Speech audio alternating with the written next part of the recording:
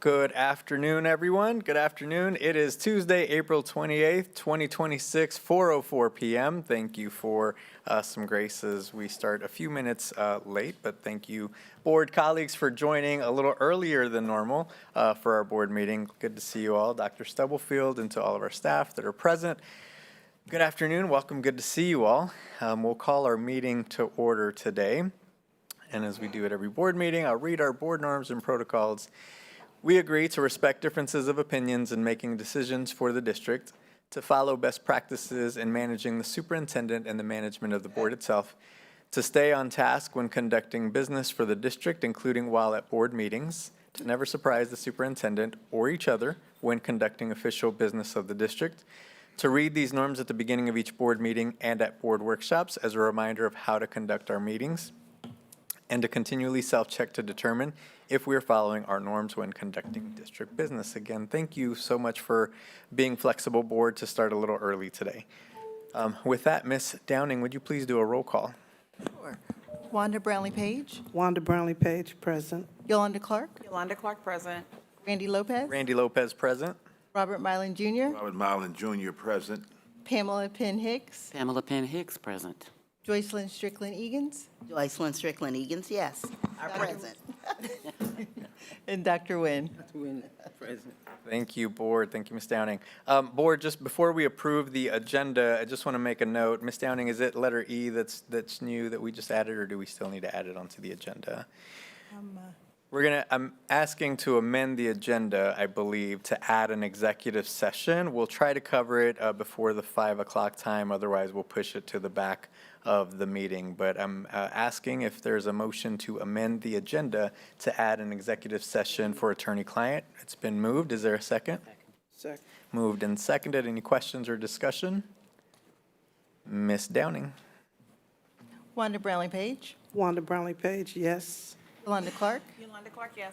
Randy Lopez. Randy Lopez, yes. Robert Mylan Jr. Robert Mylan Jr., yes. Pamela Penn Hicks. Pamela Penn Hicks, yes. Joycelyn Strickland Egan's. Joycelyn Strickland Egan's, yes. And Dr. Nguyen.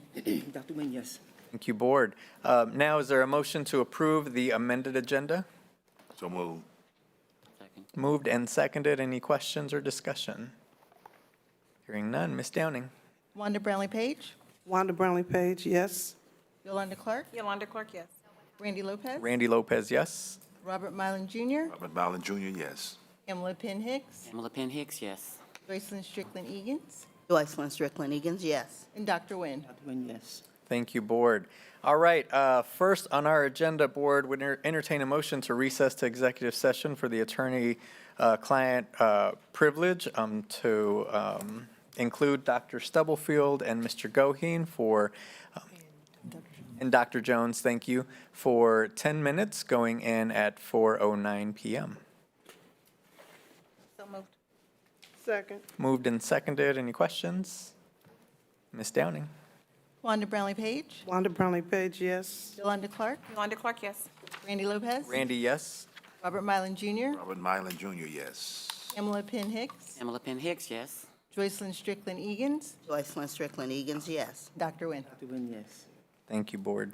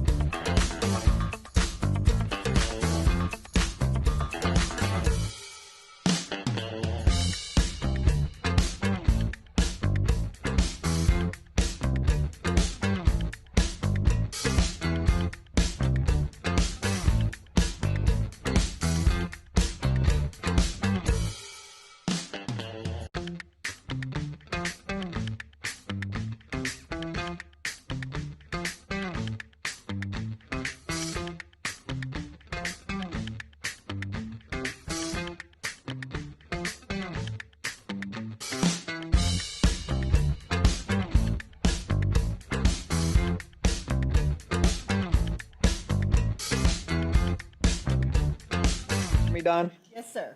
Okay. Motion to return to open session, please. So moved. Second. Moved by Ms. Clark, seconded by Mr. Mylan. Ms. Downing? Wanda Brownlee Page. Wanda Brownlee Page, yes. Yolanda Clark. Yolanda Clark, yes. Randy Lopez. Randy Lopez, yes. Robert Mylan Jr. Milan Junior, yes. Pamela Penn Hicks. Pamela Penn Hicks, yes. Joycelyn Strickland Egan's. Joycelyn Strickland Egan's, yes. And Dr. Nguyen. Dr. Nguyen, yes.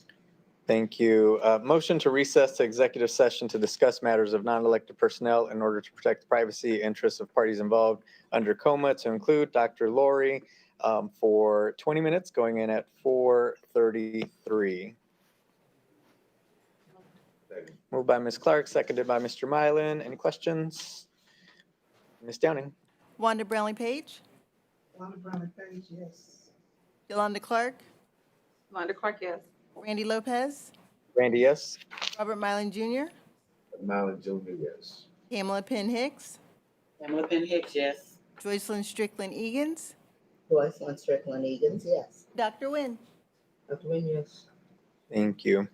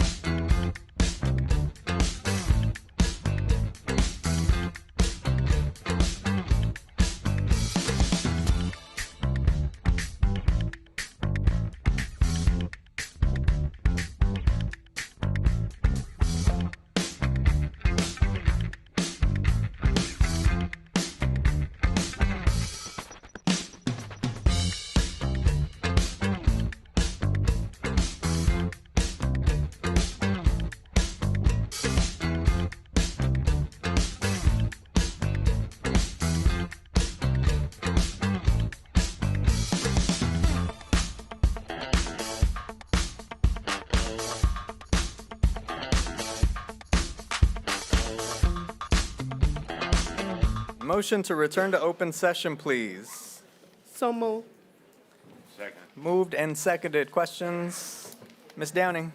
Wanda Brownlee Page, Wanda Brownlee Page, yes. Yolanda Clark, Yolanda Clark, yes. Randy Lopez, Randy Lopez, yes. Robert Mylan Jr., Robert Mylan Jr., yes. Pamela Penn Hicks, Pamela Penn Hicks, yes. Joycelyn Strickland Egan's, Joycelyn Strickland Egan's, yes. and Dr. Nguyen. Dr. Nguyen, yes. Thank you. So we're back in open session. Good afternoon, everybody. Great to see you all, staff, and all of our visitors present. Thank you for joining us. Great to see you all.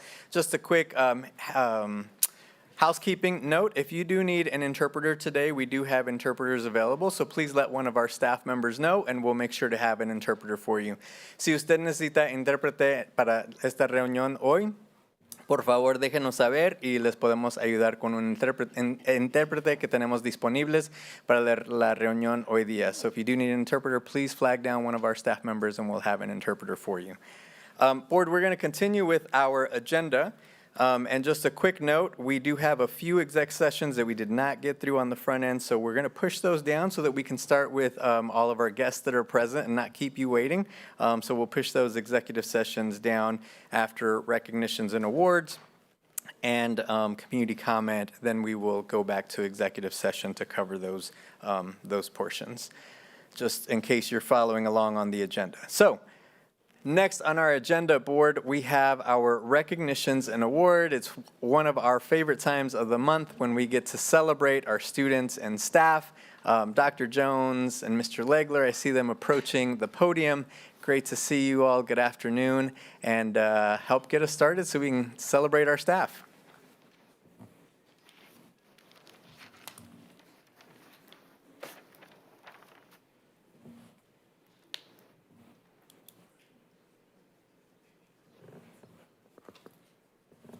Good evening, President Lopez, Vice President Brownlee Page, and to all of the Board of Education members, and to Dr. Stubblefield. I'm so happy that I get a chance to present to you our Employees of the Month for the month of April. We first want to start with our Employee of the Month, who is a math teacher for certified at Eisenhower Middle School. Tell me if I'm pronouncing it correctly. Is it Thu or Tu? Thu? Ooh? She is our Employee of the Month for certified.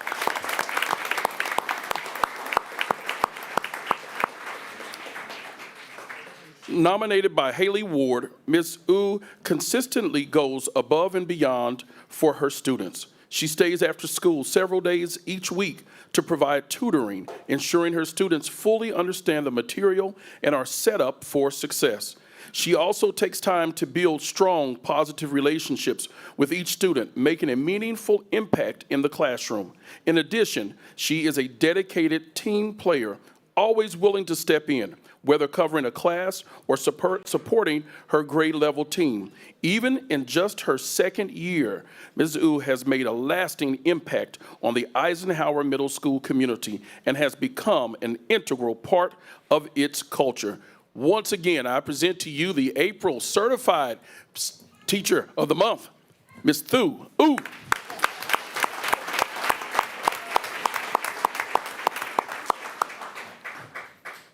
For our classified member of the Employee of the Month, would like to recognize Magali Guzman and Denise Ross from Transportation.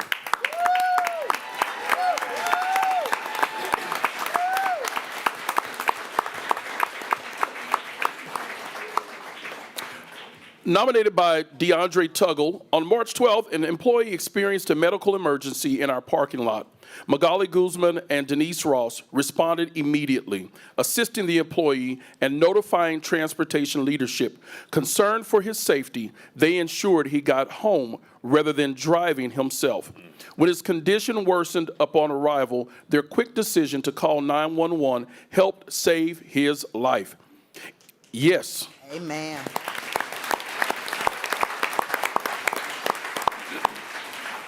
Each day, our bus drivers are entrusted with the safety of our most valuable resource, our students. On this day, Magali and Denise went above and beyond by extending that same care to a colleague. I would like to recognize you, we would like to recognize you and say thank you to our classified employees of the month, Magali Guzman and Denise Ross.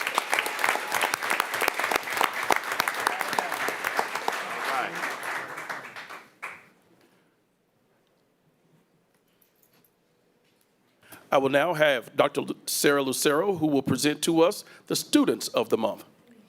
Thank you. Good evening, Presidente Lopez, Vice President Brownlee Page, school board members, and Dr. Stubblefield. I'm excited. Today is the best day of the month. Student of the month, celebrating the best and most amazing, brightest students in our district. For early childhood, we have Alani Wright. Please welcome her up.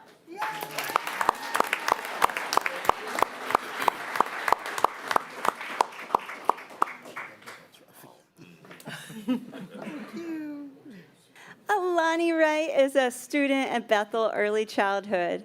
She was nominated by her teacher, Miss Katie Miller Lopez, for her service and citizenship. It's hard to even just put her in one of the categories that we have for students because she stands out in all aspects in everything she does. She goes above and beyond to help others and support others who need help. And I mean, look at that smile, that most welcoming smile to help and support others. So she has mastered her kindergarten readiness and is more than prepared for her next step. Her future teachers will be incredibly lucky to have her in the classroom. Please give a big round of applause for Alani Wright.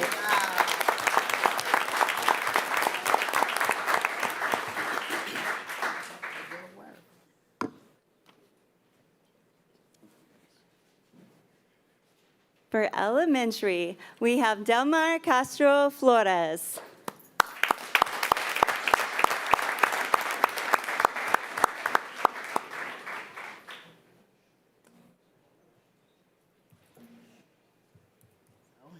Delmar is a fourth grade student at John Fisk Elementary, and he was nominated by his teacher, Mrs. Supel, who is here, for attendance recognition. He's only missed 1 day of school. 1 day. We're almost in May.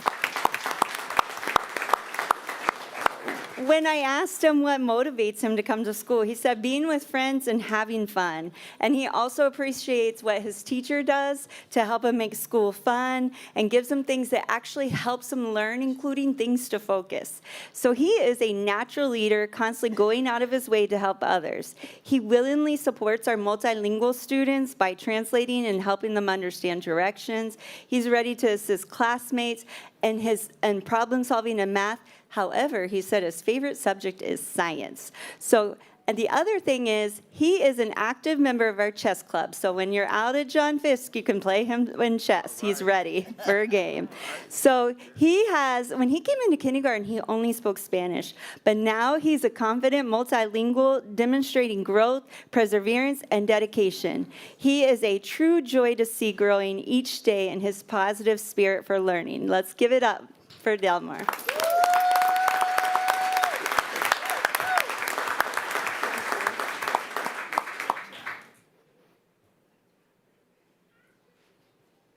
All right, for our middle school student, Caleb Velo in 7th grade at Gloria Willis.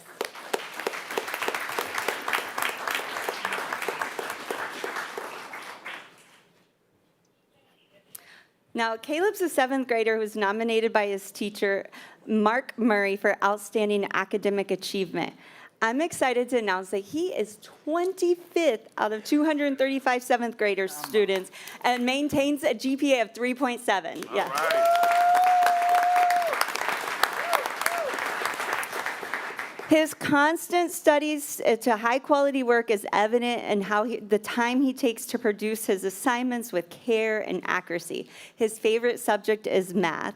He demonstrates responsibility throughout excellence with great attendance. He has much enthusiasm, a genuine love for learning, and setting a strong example for his peers. And he is just one of those outstanding students that's reliable, positive, and embodies what a student of the month should have all around, not just in academics, but in great citizenship and attendance. He's here celebrating with his mom. Let's give it up for Caleb.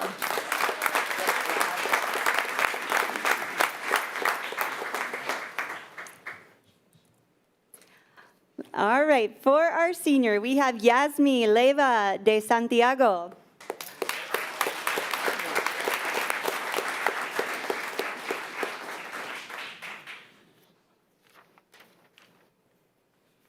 Yasmi is walking up bittersweet. She cannot believe graduation is just a couple more weeks.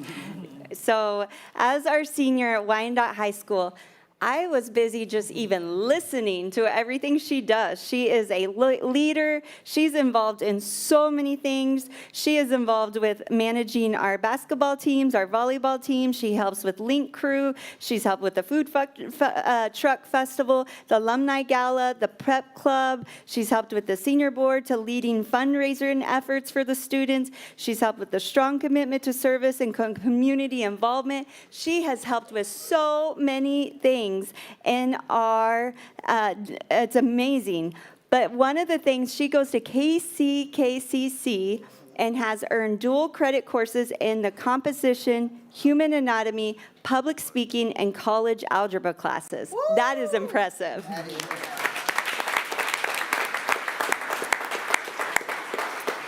And I asked her, that was a lot to say. I asked her, what motivates you? It's because she wanted her school to be a fun place. She wanted to be respectful. She wanted to be responsible. And the thing I said, you're helping others. What's helped you the most in school? She said, having her teachers and her principal, like Mr. Raz, getting to know her, being there for her, and cheering her on. Let's give it up for Yasmi. And that concludes our Student of the Month. Thank you, Dr. Jones and Dr. Lucero. Just a reminder before we go to item F, we will take a brief recess afterwards to take photos with our employees of the month, our students of the month, family and staff that are here to support them. So don't go away. We'll be taking a quick recess for photos with everyone. Next, I would invite Mr. Dom DeRosa, who's the president of the local KCK NEA here in Kansas City, Kansas Public Schools, with a special presentation. Good evening, Mr. DeRosa. Good evening, Board President Lopez, Vice President Brownlee, Dr. Stubblefield, and the rest of the board. It is my great honor tonight, and let me take a moment to change out screens here real fast.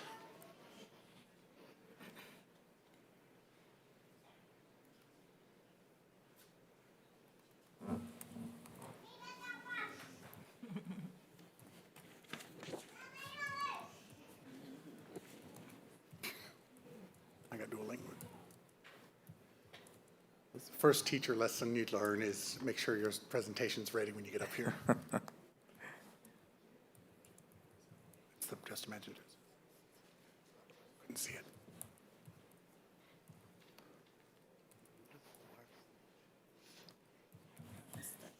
So I want to take a moment to talk about the Just Imagine Justice competition that we have through KNEA. And as you can see up here, creativity is a powerful tool for social change, and KNEA has been working to amplify our student voices. And it's an opportunity for our students to respond to the question, what is racial and social justice look like, sound like, or feel like to me? And they can express it in whatever form they would like. Now, I would like to introduce a couple people that are standing up here with me. We've been lucky enough to have KNEA Vice President Kimberly Howard come down to join us today. Welcome. And one of the lead people behind the Just Imagine Justice, who's worked very hard for this, Miss Ann Bush.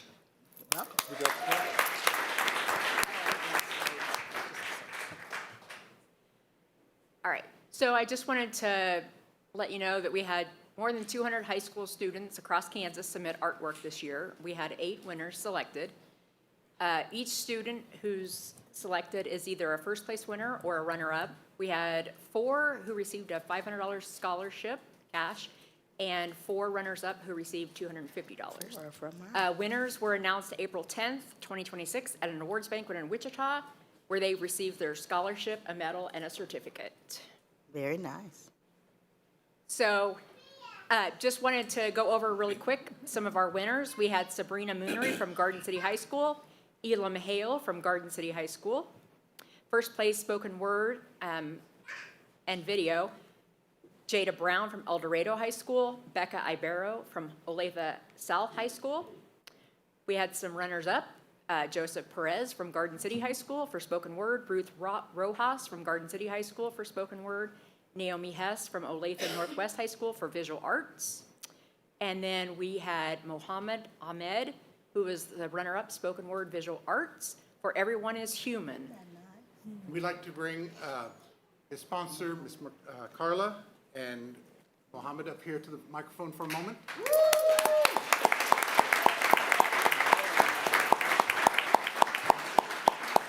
I would also like to brag that KCK has had multiple winners of this competition through the years since it started, and we'd like to continue that tradition. Well, Carla, would you like to speak about Mohammed? So I've had the pleasure of being Mohammed's teacher for 4 years. I am his avid teacher, and I have just seen him grow into such a wonderful young man, and to see him winning this and winning multiple scholarships has been the highlight of my year. So. Good job. Oh, there, I'll let him talk.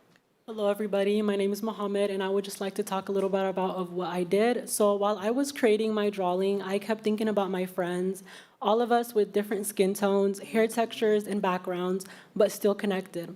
That inspired me to divide the face into different segments and bring them together as one whole. At the same time, I was thinking about everything going on in the world right now, the discrimination people face, the way some groups are treated unfairly, and how often people forget that we're all human. My message, Everyone is Human, comes from that mix of personal feelings and global issues. It's my way of showing that justice starts with recognizing each person's humanity, whether it's with the people closest to me or people everywhere. Thank you. Good job. And Mohammed, if you and Ms. Carla would like to come to the center of the room, because we have a short presentation that they would like to present from KNEA. Vice President Howard will be presenting. What they're receiving is a smaller version of his artwork made. Oh, yeah. So for each of them. I like that. And I just heard today from them that he just won another scholarship just today.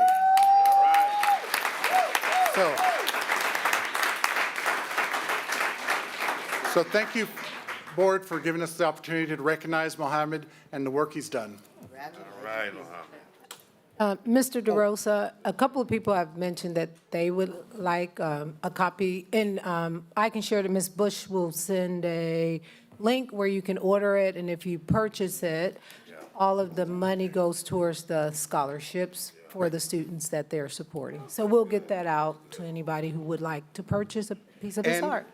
we also have T-shirts. And they also have the T-shirt. So we'll share the link. So a couple of people asked about that. Thank you. Thank you. Thank you. Congratulations.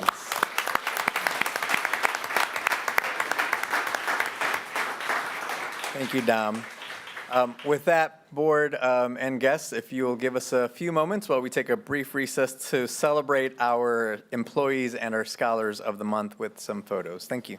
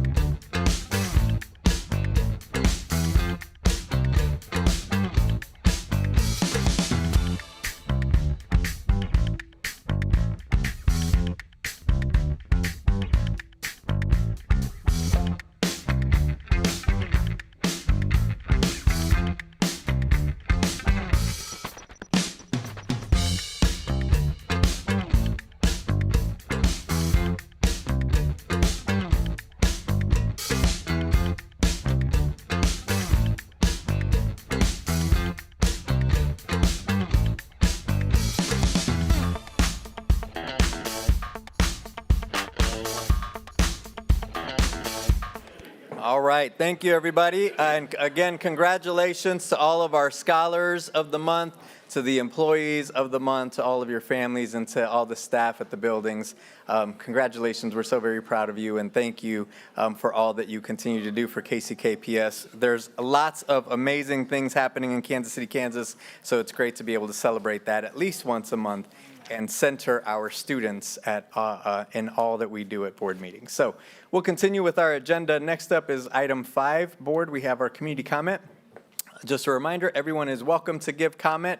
Please sign up with the board clerk no later than the Monday before the board meeting at noon to be signed up for the meeting. Make sure you check in once you arrive. When your name is called, please come forward. Make sure you speak into the mic. You can move the mic around if you need to, just so we can all hear you and those that are online can hear you. You'll have 3 minutes to speak. Please state your name. And then your time will start. I will let you know when you have about 45 seconds to 30 seconds left on your time. And then I will let you know when you are at time, and we'll ask you to wrap up your last statement, and then we'll move forward. Someone from our leadership team will follow up if there's any follow-up items for you that we need to follow up, and then the board we will share with the board any outcomes of follow-up items. So again, we would ask the speakers we would remind speakers that this is a one-way communication, so your communication will be directed to the board. There will be no back and forth. We will not respond to your comments today, but a member of our leadership team will follow up. And then we would also remind folks that all comments should be directed to the board and should not be, there should not be any personal comments towards anybody in specifically or students specifically, and to be respectful as you speak. So first on our agenda would invite Ms. CC Harlan to the podium.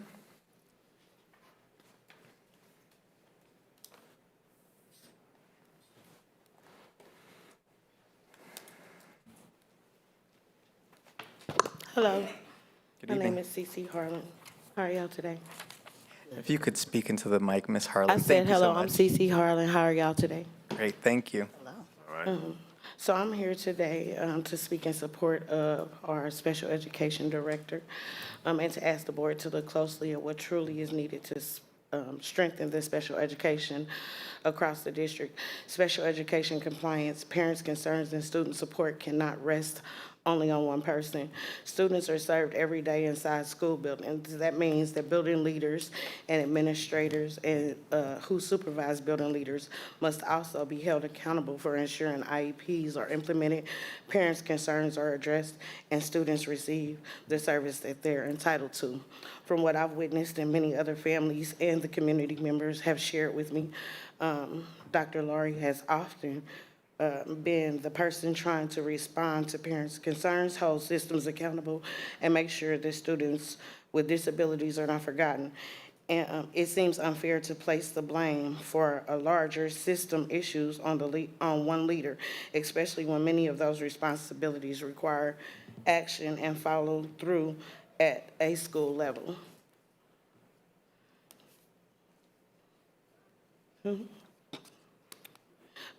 From what many family and community members have shared, Dr. Laurie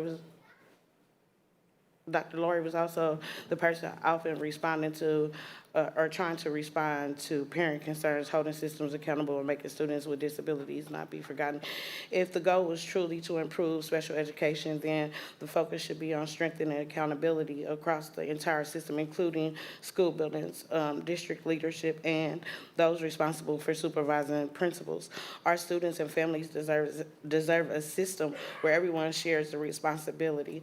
I respectfully ask the board to consider Dr. Laurie's leadership, her commitment to students and families, and the broader accountability needed to truly support special education. Thank you. Thank you. Next would invite Avery Jackson to the podium.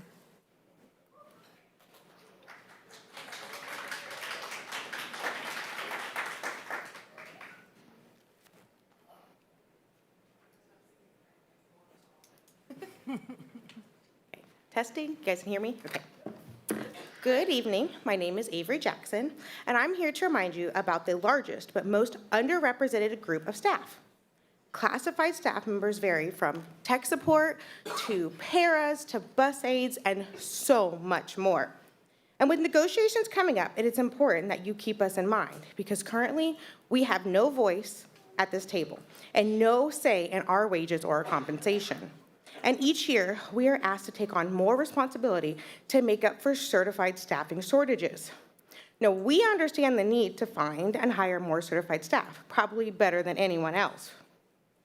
But where are our sign-on bonuses? Where's our longevity bonuses or our increased pay steps?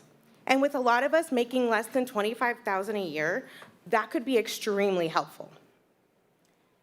I often hear from the district and its board members that they are serving the community and that they have a responsibility to more than just the students, but also their families. And with near 83% of us classified staff living in the district we work in, we are your students and family. We are the community, and I'm sad to say this district is failing to serve us. Though I should not be the one who is sorry. It is your staff who is working 2 and 3 jobs just to survive. It is your staff who is able to get housing and food assistance. Working in education used to be a good, respectable job in our community, and now it is often seen as a poor financial decision. Sorry. As one of the largest employers of people in our city, you have an opportunity to lift up families like mine, to provide for your students by providing a living wage to their parents and to stop generational-long cycles that have plagued this community. I have so many stories about how we are treated, looked down on, and overworked, but I don't have enough time for that here. But I will always be willing to have that conversation with any of you at any time about what is actually happening in the majority of our buildings, not just schools. We don't come back to work because we think this is just the best district to work for. We don't come back because we think it's the greatest pay we could get. And we don't come back because every day is sunshine and rainbows. No, we do it for the children. This district may be failing us, but one thing we would never do is fail our students. And that is why we come back each and every day for our students.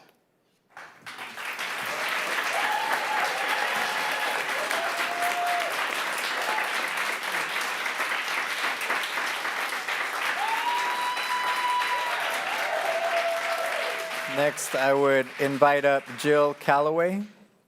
Jill Calloway.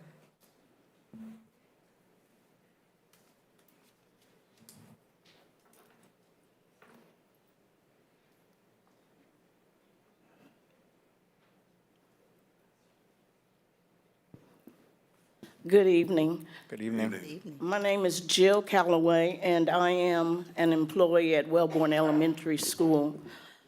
Over the past several years, our behavior team has made measurable, meaningful progress in student behavior and attendance. And the progress is directly tied to the strength of our behavior health team. In 2018 to 2019, Wellborn Elementary School recorded 179 behavior incidents. Post-COVID return in 2022 to 2023, that number had risen to 251, showing a growing need for support. We set a goal to reduce incidents by 25%. What followed exceeded expectations. In 2023 to 2024, incidents dropped to 134, a nearly 50% reduction in 2024. In 2024 to 2025, that number fell even further to just 38 incidents. This process didn't happen overnight. It took years of building systems, trust, and true collaboration as a team. We have strengthened our use of restorative practices, BIST, whole brain teaching, increased proactive planning, and worked intentionally together to support students before behaviors escalate. Now, with a fully functioning, hardworking team, we are seeing the results of that work. These outcomes are not accidental. They are the direct result of coordinated, aligned team consistency, supporting students and supporting staff. Reducing behavioral health staffing now would not be a neutral decision. It would undo what work is done. It would increase the burden on teachers, reduce critical support for students, and reverse the progress we've worked years to achieve. 40 seconds. If we are serious about student success, we cannot afford to dismantle the very system that is producing these results. Thank you for allowing me to speak this evening. Thank you. Thank you.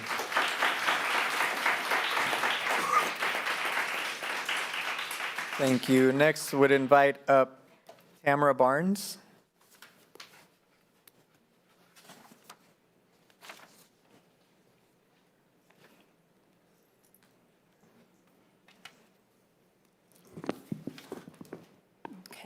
Greeting board and Dr. Stubblefield. My name is Tamara Barnes. I come to you today as an active parent, community, and advisory board member. The family engagement through USD 500 is not the best, and who suffers for that is our students and the staff. Students not being able to function properly because life is not great at home, teachers unaware, so it causes automatic disruption for everyone's learning.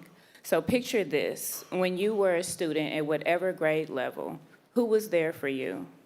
Who helped your family be aware of resources, grades, schedules, conferences, etc.? Who made you feel welcomed?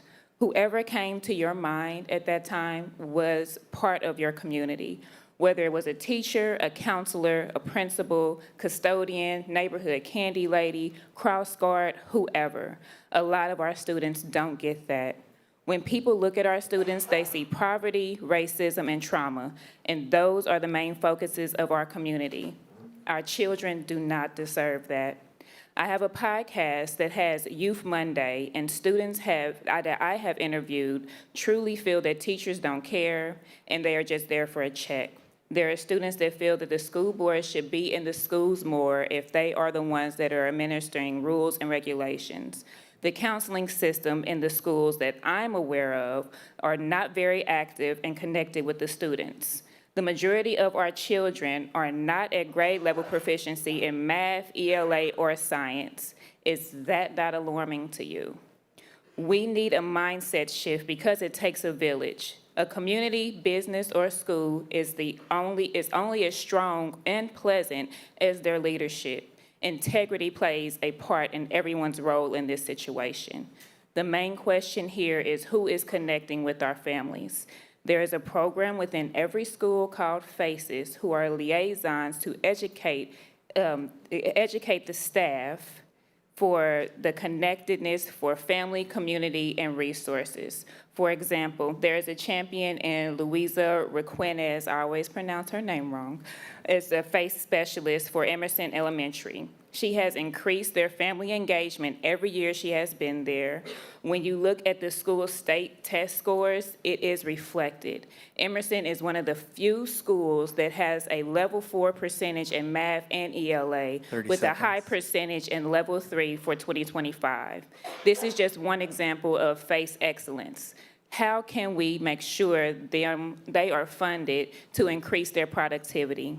Our students are screaming they need help, but it takes a village, and it takes leadership to realize it takes a village. My ask is to increase the funding and training for FACES so every school gets someone like Louisa to support the children and families in their success. Thank you.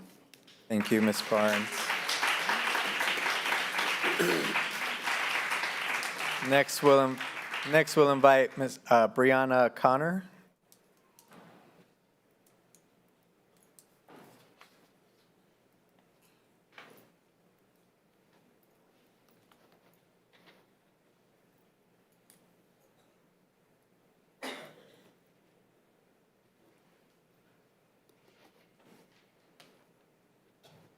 Can you hear me? Yes. Good evening, everyone. My name is Bree Connor, and I'm an occupational therapist in the district. I come here to offer a reminder and encouragement to the stakeholders in the district about including all special education students' needs in the decisions for the new elementary school build. Last year, I presented a community comment about building accessible and inclusive schools for our students with disabilities. Today, I would like to encourage that these students be given equal priority to having access to this new space. There have been uncertainties shared on whether our specialized program students currently within the sales program would be able to go to the new building. Whatever the reason, I urge all stakeholders to remember that these students are part of the student body at their building. They are part of the school community in the same way as their general education peers. They should not be set aside and excluded from this opportunity to be in a building that could allow them to thrive with their general education peers simply because they are an additional consideration for a building. Students in these programs historically have been tossed around in the district to buildings not designed to meet their needs. Our district currently does not have an elementary building equipped with the necessary features to accommodate the unique physical, sensory, and behavioral needs for students with complex disabilities. To offer some perspective on the necessity of creating inclusive spaces, here are some disability statistics. In the US, 1 in 6 children have been diagnosed with a developmental disability. Within that are diagnoses such as autism, ADHD, intellectual disability, cerebral palsy, and speech or language impairment, which are common diagnoses of students in our specialized programs. They also are diagnoses for some of our general education students who receive special education services. For autism specifically, 1 in 31 children by age 8 were diagnosed with autism spectrum disorder. These statistics show the prevalence of students around us having additional needs that becomes our duty to accommodate and support. The onus is on us as a district to make it a priority to ensure that all students currently enrolled in attending the buildings are invited and included in the space promised to them. This priority will demonstrate to families and community stakeholders the intentional mission to build a better KCK. I close out with a final remark of a quote that hopefully will resonate with you all. The true measure of any society can be found in how it treats its most vulnerable members. Let's not waste this opportunity to build a space for all students to belong. Thank you for your time. Thank you. Next would invite Callie Baker.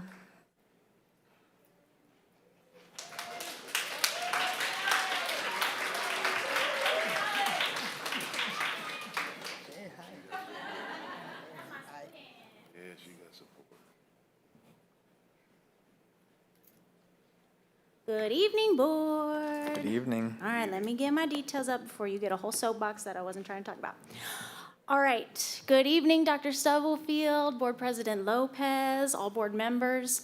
Actually, in the spirit of what we're here to do tonight, I'm gonna thank some more people. I wanted to thank the board clerk, our district admin, IT that's here, our officers, everyone who really makes this meeting happen twice a month. I'm gonna even thank Mr. Goheen. Thanks, Mr. Goheen. Good to see you, man. My name is Callie Baker. I teach early childhood special education and deaf and hard of hearing at KCKECC, and I'm one of the proud lead member organizers with NEA KCK. And tonight, your union is here wearing black as a part of our May Day Spirit Week, a week of actions leading up to May Day on Friday, or International Workers' Day. Our purpose tonight is to celebrate our profession and unite for the schools our students deserve. Tonight our theme is respect. Respect from our state and local lawmakers, respect in the form of dignified pay for all workers, and respect for public schools, which ultimately equates to respect for our students and their right to a great public education. Other actions that we've done this week or are doing this week include Pajama Day, because we are so tired of these underfunded public schools that we had to wear our pajamas. One Job Wednesday, because we believe that one job should be enough for our classified workers in this district. An all membership open house, details can be found on our social media, that's on Thursday. And Red for Ed Friday, in the education union tradition of wearing red to stand up for ourselves and ultimately for our students. And you know, this week of action might seem a little small or a little silly, but the goals of the union organizers are big and serious. This is about fully funded public schools and special education. This is about counselors and social workers and behavioral mental health services for our students in our schools. This is about a living wage for classified workers who run this district. And this is about the justice that our student artists are striving for in a better world. 30 seconds. It's about a better world. And we invite everybody here to demand that with us. And we also invite you to come and visit us at the Strawberry Hill Art Walk on May 15th. I got flyers for y'all. You're gonna have to take one, pass it to your friend. Thank you so much. Thank you, Ms. Baker.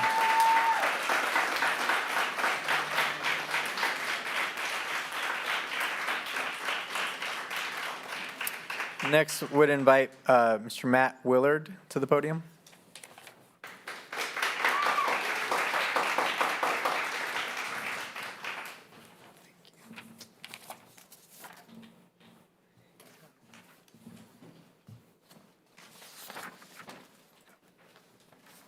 Good evening, Board, and thank you for the opportunity to talk about the Sumner Debate and Speech Program. I've got a daughter who started participating in 9th grade. I just want to say that it is an amazing program, and it really does allow kids to develop some skills that are going to follow them through life. The ability to public speak, the ability to tell a story, I think is one of the most powerful things that we can give kids. I think that will serve them well going forward. By way of example to that, I counted. Something that we worry about is kind of the lack of public engagement a lot of the times.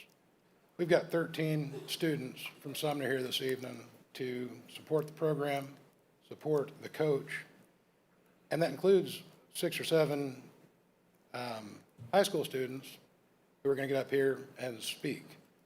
I don't know about anybody else. That would have been quite a trek for me when I was that age. So, summary, it is a very important program. Does a lot of good. And in the interest of brevity, I know that there was an accommodation made to let all the students speak past the 20 minutes. So I will yield the rest of my time. Thank you. Thank you.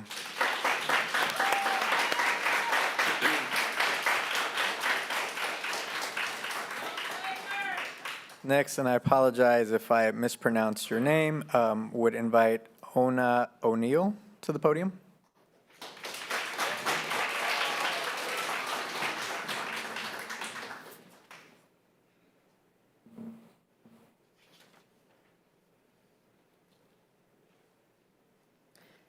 Good evening. Good evening. My name is Una O'Neill, a Sumner Academy student here to discuss the budget cuts and potential lack of a full-time coaching position for our speech and debate team. Speech and debate has been an important part of my life since the 6th grade. Back then, I was always a nervous wreck with constant anxiety, fear of chiming in on conversations, and being absolutely terrified of public speaking. But despite all of that, I joined the debate team. Joining was probably the first time I looked forward to going to school. Having an activity to be able to express myself and learn about all the things going on in the world has been one of the best experiences in school. The fact that so many people have showed up today to give support proves I'm not the only one who feels this way. My point is that the speech and debate team plays a vital role in students' self-betterment. Making these changes will only put the team at risk of collapse as a whole, risking a safe space for countless students. I'm fully aware that the intent of these changes are not to exterminate the Sumner speech and debate team, but we cannot deny the fact that these cuts and lacking of coaching attention will likely lead to watered-down version of the talented, extraordinary Sumner team that we know today. The significant decrease of attention from Coach Johnson by moving him between buildings for the majority of time will not only jeopardize our time for practice, but also send a message that our speech and debate team simply isn't important, just some afterthought. This sort of impression makes people not want to join, maybe even consider leaving it. This sort of collapse of the team ruins the speech experience for everyone, damaging a space that benefits so many people. People like me, who have grown so much from debate, are living proof of just how important this program is. Thank you for listening. I hope you have taken my comments into consideration. Thank you.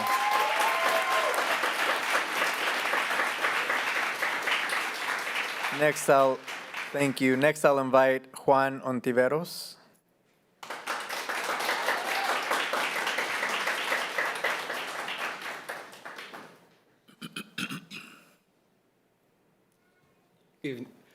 Good evening.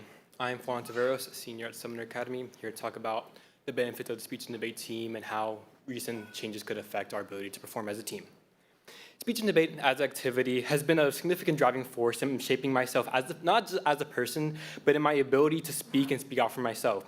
If you were to ask me when I was in 8th grade, 7th grade, even 9th grade, if I to go up in front of the entirety of the school board and in front of a bunch of my peers and a bunch of other adults and representatives of different schools to speak out for myself and speak what I believe in, I frankly cannot in good faith say that I'd be able to do that. Allowing for the speech and debate community,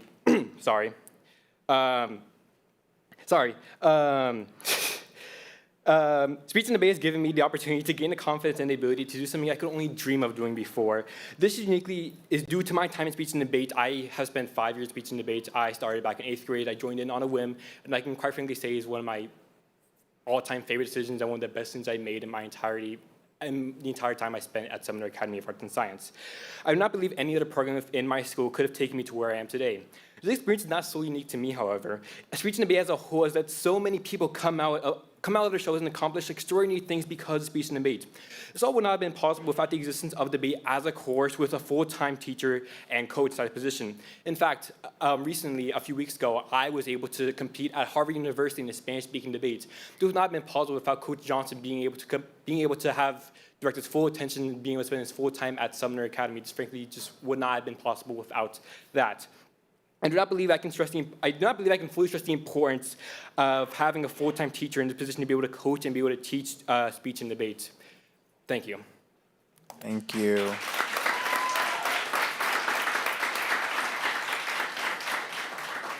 Thank you. Next, would invite up Silas Brown.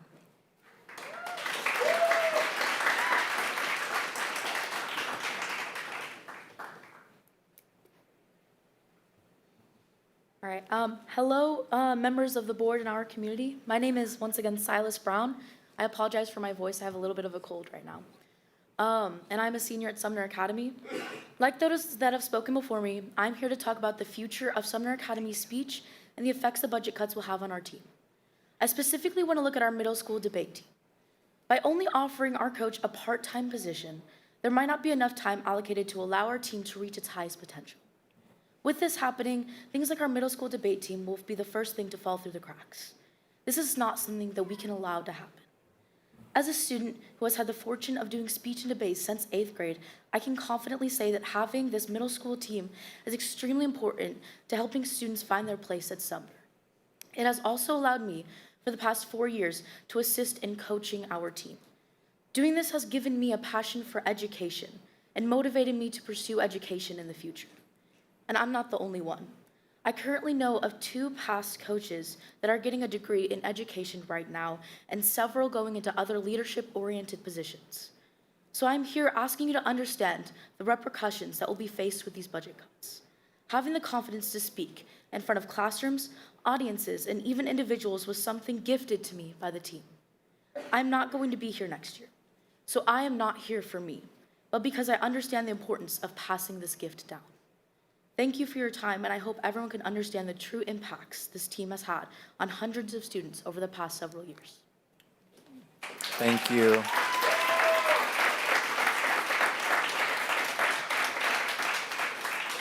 Thank you. Next, I'll invite up Shireen Sadeghi, and I apologize if I mispronounced your name.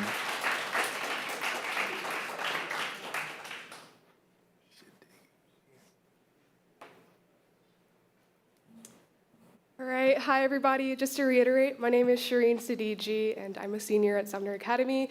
And today I'm going to be talking about how speech and debate impacts Sumner students in the long run.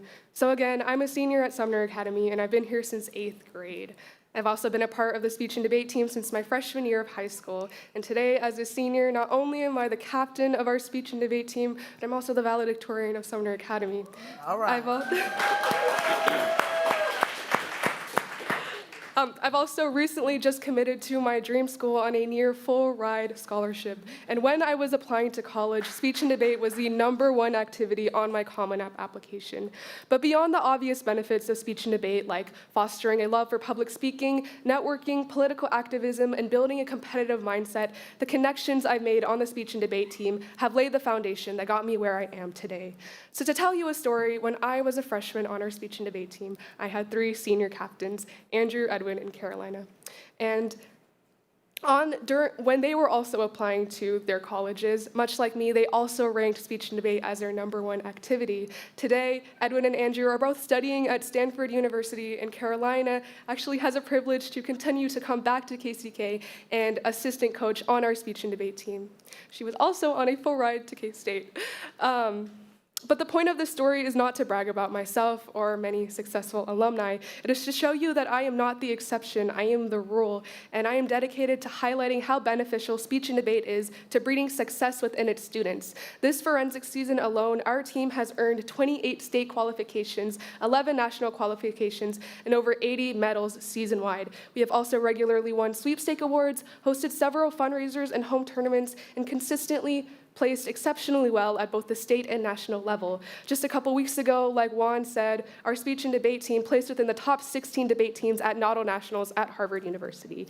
And we cannot continue breeding success if we do not have a full-time speech and debate teacher. A large portion of our team is comprised of 8th graders and freshmen we've recruited through our speech, debate, and theater classes, so having a full-time teacher should be a priority. While I understand that our concerns are ultimately a matter of federal funding and that much of this is out of the district's hands, I truly believe that our team has consistently brought forth success stories, and we cannot continue to do this lest we have a full-time coach. So to reiterate, when I was a freshman, my senior captains inspired me to chase greatness. Today, as the current captain of the team, I want to be able to pass the torch on to younger grades so they can continue to create success stories, and this is not possible without the backing of a full-time coach. Thank you. Thank you.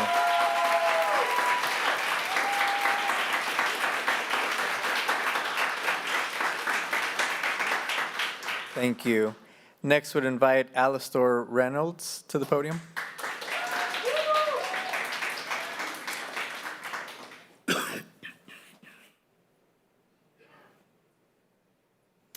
Good afternoon, board members. Once again, my name is Alistair Reynolds, and I'm a junior at Sumner Academy. I've been a member of the speech and debate team since my freshman year, and I plan to continue going to tournaments next year as well. I love having the privilege of going to a school that specializes in the arts, since that's one of my main interests, and it allows myself and others to express themselves freely. But because of this year's decision to cut the speech and debate coach down to a part-time position due to budget cuts, it limits the amount of planning and coaching that they can do to help us, and also the recruitment that we get from lower classmen like freshmen or 8th grade people like other of my teammates have mentioned. This also sets the precedent for how other performing arts programs are handled due to the budget cuts, like orchestra or band. This also sets the to just the general public, the arts don't seem as important as math or reading, but the forensics team is something very important to Sumner and also something that we have a lot of success in. Having these programs is what makes Sumner special and what gives people the confidence to speak to others and speak in front of the board, as I am doing now, and what makes people participating in them feel seen and important. So thank you. Thank you for your time. Thank you.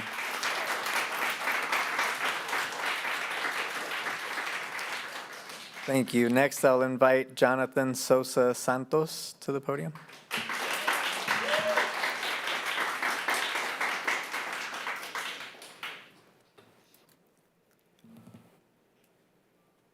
Good evening. My name is Jonathan Sosa Santos, and I am a student at Sumner Academy as well as an active member of Sumner's Speech and Debate program. I am here because the proposed budget cuts affecting our coach, Johnson, are a threat to one of the most successful student programs this district has. Sumner's competitive speech and debate team has brought KCKPS statewide recognition, national finalists, and championships, something that hardly any other program in the state can say. Our program has earned over a dozen state titles and continues to place among the top teams in Kansas year after year. It's important to understand that this success was built through daily instruction, mentorship, recruiting curriculum, tournament preparation, and the nurturing of confidence in students who often wouldn't find their voice anywhere else in school. That is where Johnson's full-time role matters. We understand that he has been offered a part-time position, but a part-time coach cannot continue teaching the speech, debate, and public speaking classes that actively train future competitors in an effective manner. Those classes are the foundation of our success. It's where we get the most recruitment for the program. It's where students learn argumentation, research, and critical thinking, public speaking, and advocacy. Without these courses being taught by someone with Johnson's specialization, the district cuts off the pipeline that produces the very achievements this board claims to proudly celebrate.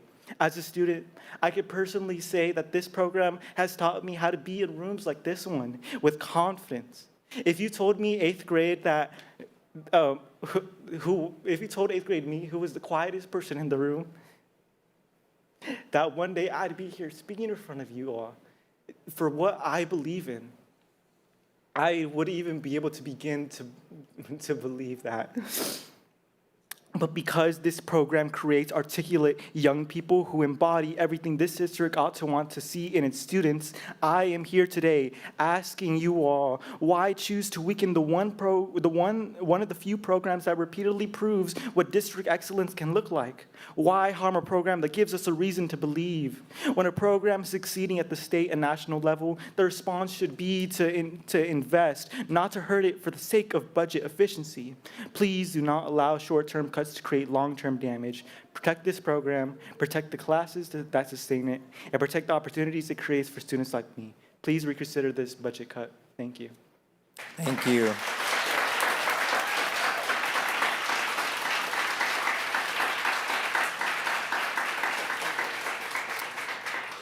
Thank you. Next, would invite Zelda Cover to the podium.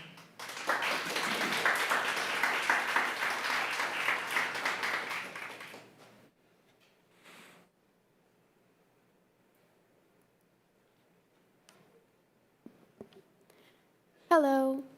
Good evening. My name is Zelda Cover, and I will be going over the budget cuts that are currently going to affect our speech and debate program for next year. The upcoming budget cuts to schools in Kansas are going to affect students a lot more than anyone's going to realize. The budget cuts are going to cut staff members, money towards resources for students, and money for activities that students are actively participating in, such as the speech and debate program.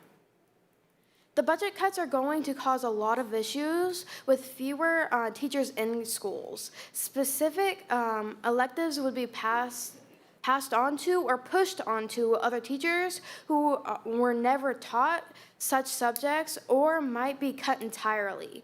An example of this would be my school's speech and debate program and classes. These classes are very important for students' growth and education. They allow students to improve their public speaking skills and communication skills to succeed in life. These skills are used daily, but they are only will improve if they are practiced. Speech and debate allows students to practice these skills to be able to speak as I am doing today. So once they graduate and once they are ready, they'll be able to succeed in life. Education is about preparing students for the real world, but the best way to do that is to try and fail with support with a full-time teacher and with qualifications and experience. Cutting classes or having teachers teach unfamiliar subjects would decrease the amount of support and the quality of the support that the students would be provided. This also applies to the coaching, as the support for students in speech and debate would be cut in half, as the time the coach would be available will be only during after school.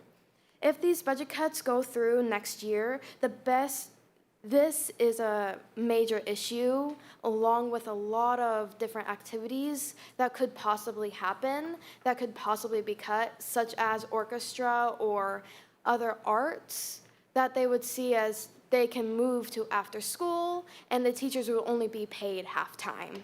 30 seconds. The best way to avoid these issues would be for the board to reassess the budget cuts to give the students of Kansas the support that they need. Thank you. Thank you.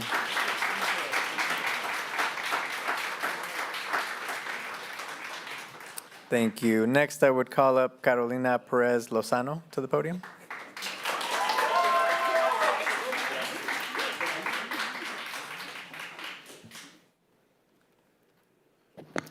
Good afternoon, Board and Dr. Stubblefield. Good My name is afternoon. Carolina Perez Lozano. I am a Sumner Academy alumni and the assistant coach for the speech and debate program at Sumner.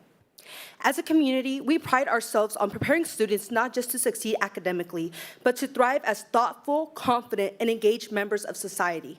One of the most powerful tools we have to achieve that goal is our speech and debate program. Yet, that very program faces the threat of budget cuts, cuts that would impact more than just the program, but the students. Speech and debate is not just an extracurricular activity.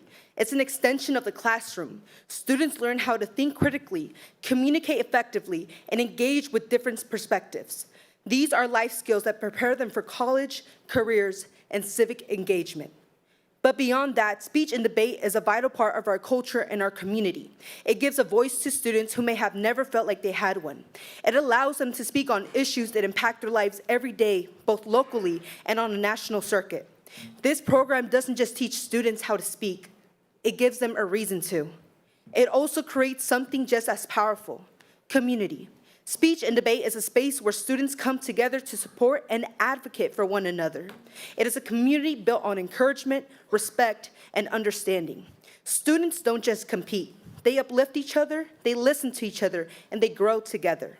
That sense of belonging is something many students don't find anywhere else.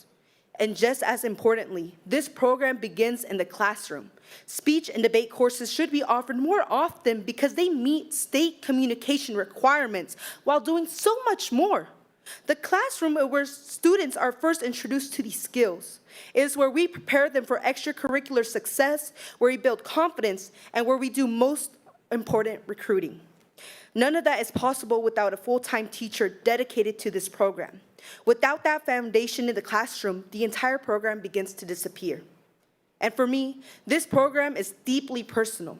As someone who was a multiple-time state qualifier and national finalist, speech and debate shaped who I am today. It helped me find my voice, built my confidence, and gave me a sense of purpose. Because of this program, I want to become an educator. And I want to come back to this very district and give back to the same community that gave so much to me. I stand here as proof of the impact this program can have. And I am not the only one. For many students, speech and debate is a place where they feel seen, heard, and valued.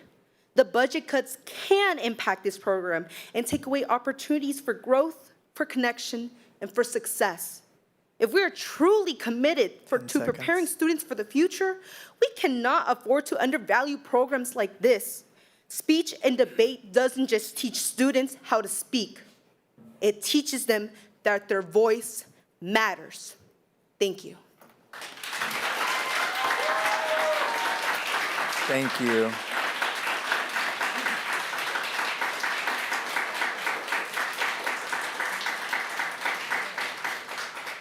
Thank you to everyone that has given comment today. As a reminder, someone from our leadership team will follow up with everyone that has spoken today or has signed up to speak, and then a report will be shared back with the board. Again, thank you to everybody who shared, and especially to our students for coming and speaking tonight. We really appreciate and value your voice, so thank you for coming today. Next, board, as a reminder, before we go to consent agenda, board, I would entertain a motion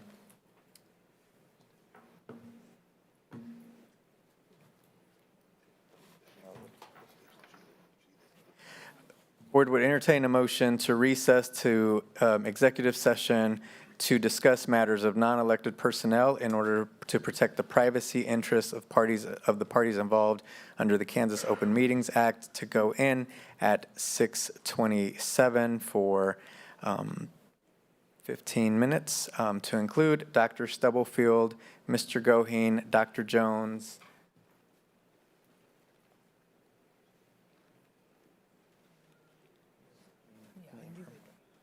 and possibly Dr. Lori for 15 minutes, going in at 6:27.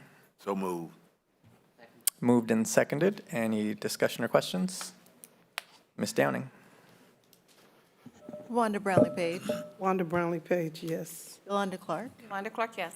Randy Lopez. Randy Lopez, yes. Robert Mylan Jr. Robin Mylan Jr., yes. Pamela Penn Hicks. Pamela Penn Hicks, yes. Gracelyn Strickland Egan's. Joycelyn Strickland Egan's, yes. And Dr. Nguyen. Yes. Thank you.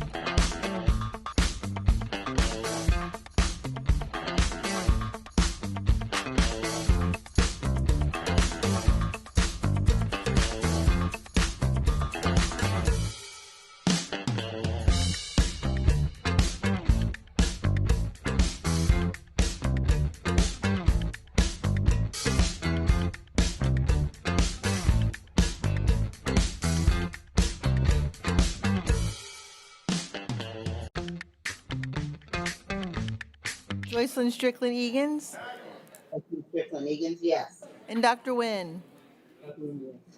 Thank you. Motion to extend executive session for 10 minutes? Moved. Is there a second? Moved by Mr. Mylan, seconded by Ms. Strickland Egan's. Ms. Downing. Wanda Brownlee Page. Yolanda Clark.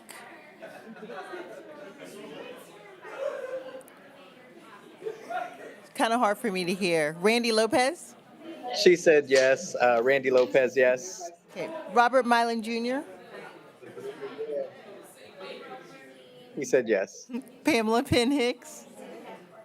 Pamela Penn Hicks, yes. Joycelyn Strickland Egan's, Joycelyn Strickland Egan's, yes. and Dr. Nguyen. Thank you.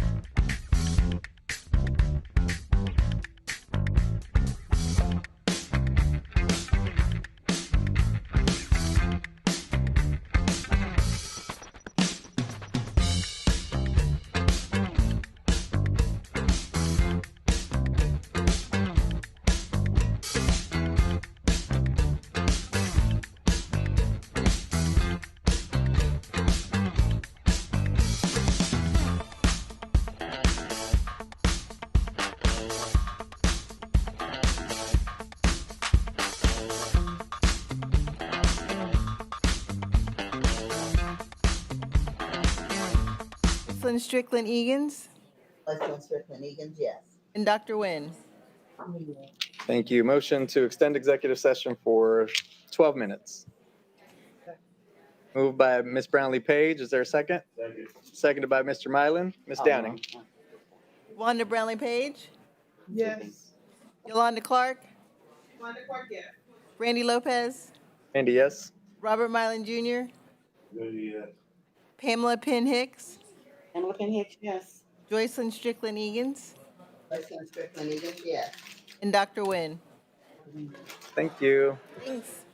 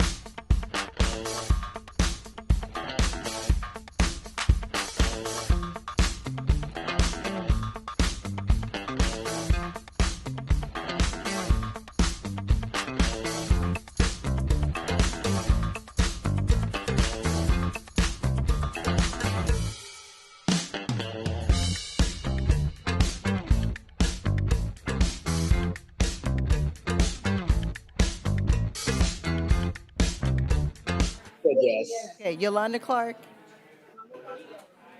Randy Lopez. Randy Lopez, yes. Robert Mylan Jr. Pamela Penn Hicks. Hicks, yes. Joycelyn Strickland Egan's. Joycelyn Strickland Egan's, yes. And Dr. Nguyen. Thank you. Motion to recess to executive session to discuss matters of non-elected personnel in order to protect the privacy interests of the parties involved under the Kansas Open Meetings Act, to include Mr. Goheen, Dr. Stubblefield, Dr. Jones, for 1 minute, going in at 7:34. Is there a motion to do so? Somebody motion? Moved by Ms. Clark, seconded by Mr. Mylan. Ms. Downing. Wanda Brownlee Page. Wanda Brownlee Page, yes. Yolanda Clark. Yolanda Clark? Yes. Randy Lopez. Lopez, yes. Robert Mylan Jr. Junior, yes. Pamela Penn Hicks. Pamela Penn Hicks, yes. Joycelyn Strickland Egan's. Joycelyn Strickland Egan's, yes. And Dr. Nguyen. Thank you. Thanks.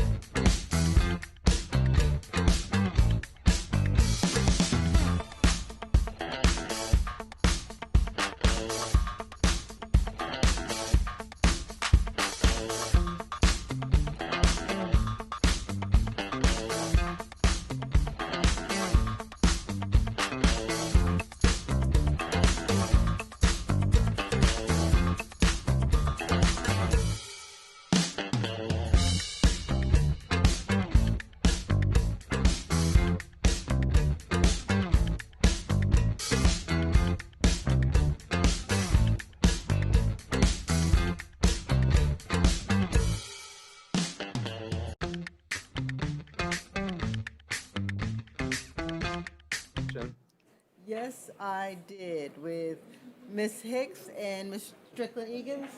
Yes. Okay. So Wanda Brownlee Page. Wanda Brownlee Page, yes.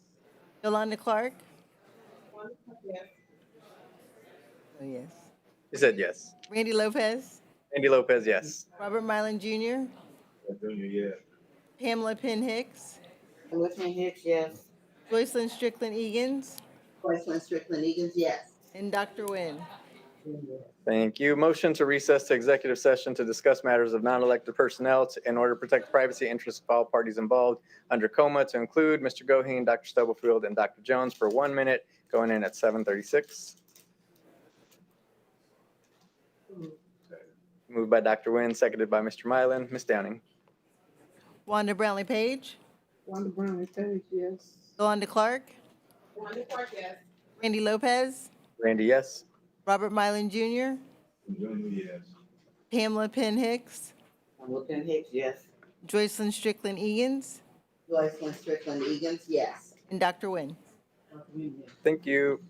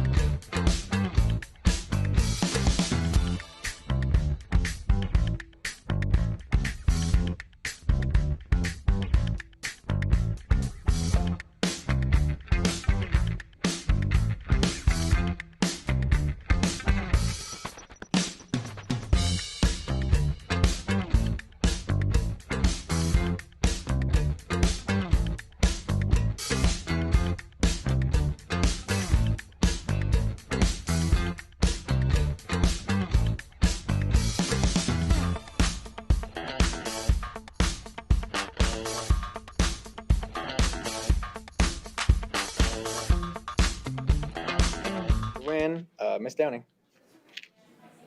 Wanda Brownlee Page. Wanda Brownlee Page, yes. Yolanda Clark. Yolanda Clark, yes. Randy Lopez. Randy Lopez, yes. Robert Mylan Jr. Mylan Jr., yes. Pamela Penn Hicks. Pamela Penn Hicks, yes. Joycelyn Strickland Egan's. Joycelyn Strickland Egan's, yes. And Dr. Nguyen. Thank you. Motion to recess to executive session for attorney-client privilege to protect the privacy of all parties involved under COMA, to include Mr. Goheen, Dr. Stubblefield, and Dr. Jones for 5 minutes, going in at 7:40. Moved by Dr. Nguyen, seconded by Ms. Penn Hicks. Ms. Downing? Wanda Brownlee Page. Wanda Brownlee Page, yes. Yolanda Clark. Yolanda Clark, yes. Randy Lopez.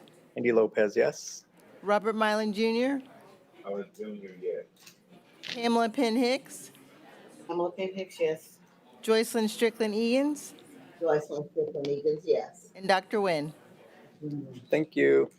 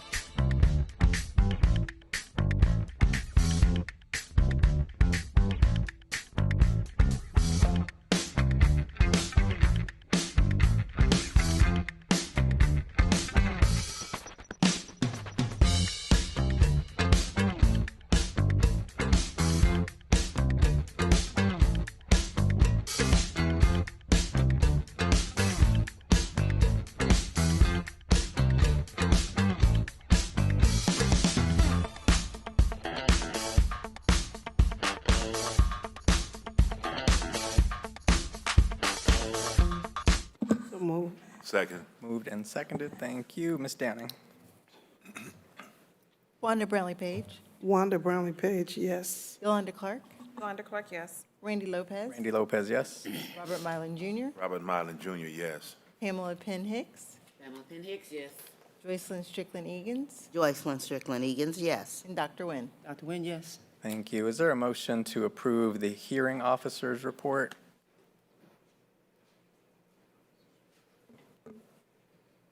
So moved. Second. Moved and seconded. Any discussion? Ms. Downing? Wanda Brownlee Page. Wanda Brownlee Page, yes. Yolanda Clark. Yolanda Clark, yes. Randy Lopez. Randy Lopez, yes. Robert Mylan Jr. Mylan Jr., yes. Pamela Penn Hicks. Pamela Penn Hicks, yes. Joycelyn Strickland Egan's. Joycelyn Strickland Egan's, yes. And Dr. Nguyen. Dr. Nguyen, yes. Thank you, Board. Is there a motion to approve the second hearing officer's report? So moved. Second. Moved and seconded. Any questions? Ms. Downing? Wanda Brownlee Page. Wanda Brownlee Page, yes. Yolanda Clark. Yolanda Clark, yes. Randy Lopez. Randy Lopez, yes. Robert Mylan Jr. Mylan Jr., yes. Pamela Penn Hicks. Pamela Penn Hicks, yes. Joycelyn Strickland Egan's. Joycelyn Strickland Egan's, yes. And Dr. Nguyen. Dr. Nguyen, yes. Thank you, Board. Next, Board, we have the consent agenda. Is there a motion to approve the consent? I think there are a couple of items, Dr. Nguyen, you had mentioned. Yes, I'd like to set aside L like lemon, N like number, P like pocket, and Q like quail. Okay, I'm just going to confirm that they're the same ones I'm seeing. So L is the cello, Correct? N is the canvas, Correct? P is staff devices, Correct? Q, licensing of Mosile. Correct. Okay, thank you. Yes, Ms. Penhicks? I'd like to set aside E, E, S, and T. Okay, so item C, again, just confirming that they're the ones I'm seeing. Item C is the HR report. Yes? Item E is the grant report. Yes. Item S is the HDF MOU. And item T, you said T, the parents as teachers? Yes. Okay. Mr. Lopez. Yes, Ms. Brownlee Page? I would like to add fast bridges. Which number or letter is that? Oh, okay. Hold on. Just want to make sure for the minutes we have that correct. Is that all? Yeah, it's O. Approve the. Oh?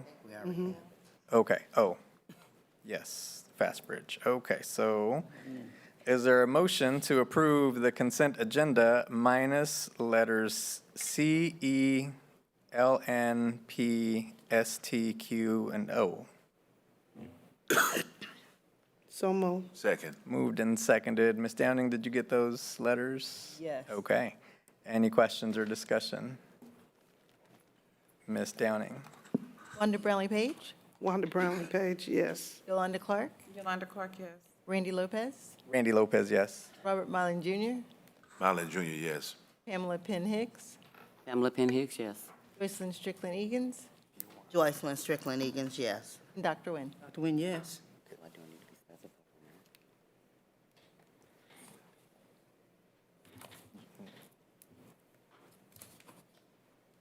Give me 1 second.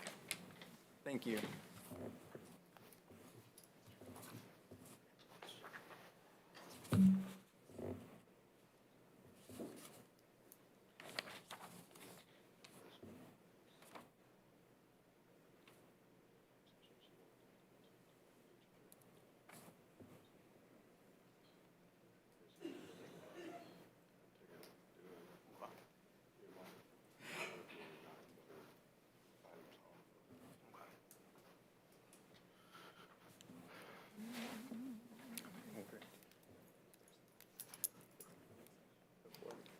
Is that okay? That's fine. All right. Okay, thank you. Let's take up item E. Who had a question on item E? I did. Ms. Penhicks? I just needed some information to kind of clarify. On the monthly grants report, we have a listing here of the Wyandotte Health Foundation, which I believe that you are the CEO of, as making a donation, but I did not understand the reasoning behind the donation, and I wanted to get more information about that. It's $125,000 for to student services, and I wanted to know more about the multifaceted support and aligning work of various divisions. So this has been a grant, and is Dr. Lucera still in here, or someone from her team? If not, this is a grant that has been awarded to the district since I've been here, probably the last 7 years. And what that supports is the trauma-informed work around what students do. This year, they also expanded it to include some family engagement work and some other parts. But the actual approval of like the grant application and those sorts of things, I can get to you. But it is to student services specifically for the trauma-informed care curriculum that all of our staff takes a part in, as well as this year, they have expanded it to family engagement and also some components around alternative to suspension. We can send you the specifics for that.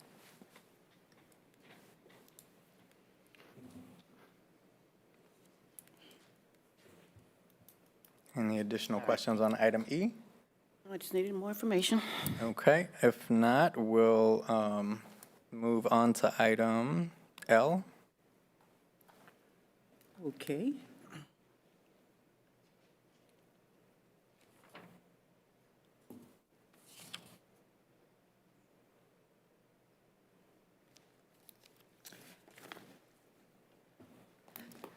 My question on L for Zello. First, Dr. Stubblefield, I'd like to see, I think once before we had either a request or we had a form that identified all of our software and kind of how they interact with each other and how they're used. But the Zello question I have is the data, the usage data to Q3, and it's clear the significance of it, especially with the individual plan of study. But on, could you, is there some strategy that the district is looking at to improve the program completion of 11th and 12th grade? I'll let Ms. Martinez or Dr. Wright. Sure. So thank you. It was a great question. We are this summer going to work collaboratively as a team to think through how we intentionally plan around and build some supports for our family advocacy period to strengthen not only the completion of those tasks and modules within Zello, but also offering some additional supports to our Success Center staff to those juniors and seniors as they begin planning for their post-secondary transition after high school. So we'll begin, Dr. Wright and myself, alongside some other staff, looking at how we can set up some more intentionality and structure around those family advocacy periods that those students interact with, providing those teachers with some resources and supports to have those just meaningful discussions about what possibilities lie outside of post-high school, and then leveraging our Success Center staff to really sit with those students and plan out that post-secondary. So hopefully that'll ramp up those task completions. But we do notice the data and the dip. We've noticed that for a couple cycles now, and so we are beginning to put some structures and supports in place to target that. Yeah. What do you think, what have you thought about explains that? Part of, I think, usually during third quarter, you're entering spring break. There's a lot of activities going on, but we want to make sure that our students complete the task. I know, especially sometimes you'll see a dip in fourth quarter. Sometimes they think when they're done with third quarter, they go on to fourth quarter and don't think they can go back and complete third quarter things. They can. There's just a lot of things that take place in the high schools. Seem like after spring break with testing, that we have to make sure that they stay on track with Zello and get it completed. So we'll get data on the fourth quarter, Yes. You will get end of the year June? data. May, June? When, you think? Yeah, so I run that completion report at the end of fourth quarter, which would be the last day of classes for students. So we can provide that full year completion report for the board if they like. And you've seen in the past that trends up? We see the last that last push in students going back into the previous quarter tasks to get those last minute things done. What we would like to see is some structures that supports we can put in place where those are happening within the actual quarter, versus them waiting to the last minute to get the things done. So we're just trying to figure out how we can support our students as we know that dips happen, and we can be more targeted so that we're completing them on pace with the pacing guide that we have scoped out. So help me understand, how long have we used, did I pronounce it right, Zello? Okay, how long have we used Zello? This is our third year. Third year. And we have, over the past 3 years, seen the dip in the third quarter? Yeah, I would say it's happened probably more last year than it has previous. Okay. But, and I'm not trying to be negative or anything, but we haven't proactively designed any strategies until you're saying just now to. No, we have. Okay. One of the things we wanted to make sure, we had the Zello team come out and provide on-the-job training with our with our staff in the Success Center. And so they came out last year and they came out again this year to provide that one-on-one training. We invited principals and assistant principals as well, so they understand the full scope of Zello, how to use it, how to help support students. So when we seen that dip, we wanted to make sure that our staff fully understand how to use Zello when they are working with students and how to pull the data and support our students in other ways. And did you see any change from your use last year? Their level of understanding has increased. Did it show up in the data? And their level of understanding has increased, and they are able to pull those reports to see which students are completing Zello and which students are not, and they are targeting those students during their FA time. But we do know that, like fourth quarter, it gets very, very busy, and we make sure that remind them to make sure Zello task is completed. Okay. Because the goal is we want all our kids to have that 100% completion. Okay, so you'll hear me say this a lot because the data shows that there seems to be, and I guess this is for you, Dr. Stubblefield, as well, there seems to be a dip, we can use that word, a decline in completion. And so I don't know what is, my question is asking, with now the data that you see a dip, what are we doing about it? So as they share, they're going to go back and talk to the principals and those who oversee FA, and they are looking at the data, and then they'll be able to compare it next year. When they did see a dip last year, some of the feedback was around the training and usage, and they provided that. So they'll have to go back and see what it is because they couldn't predict that it was going to dip until they actually saw the final data. Although the FA teachers can pull the data, they don't see it like in completion. So they're having those discussions, and they'll share the overall data with the principals and those FA teachers to see how they can improve the completion. Yeah, I guess my generic question then, do we have a standard practice of constant reevaluation, constant correction? Yeah, that's what they're, I mean, when they This is show you. one example. I mean, Yeah, So when they're sharing that information with you and sharing the data, like when they are saying they're talking to the people over the Success Academies, the principals, and that's when they're reviewing and analyzing and looking. So they do that regularly in their PLCs or in their professional development time. And then the building leaders, when they have their building professional development days, there are specific things that they're looking at, and they're looking at the data. Okay. That's the regular cadence of it. Look forward to more success. So thank you. Thank you. Additional questions on item L from other board members? If not, we'll move to item N. This is the Canvas. Correct. Okay. So once again, I would like to hear from whomever. Is Canvas, are we keeping Canvas? Do we have multiple learning management systems? The data says, why is there 11,000 students impacted, only 752 teachers using it?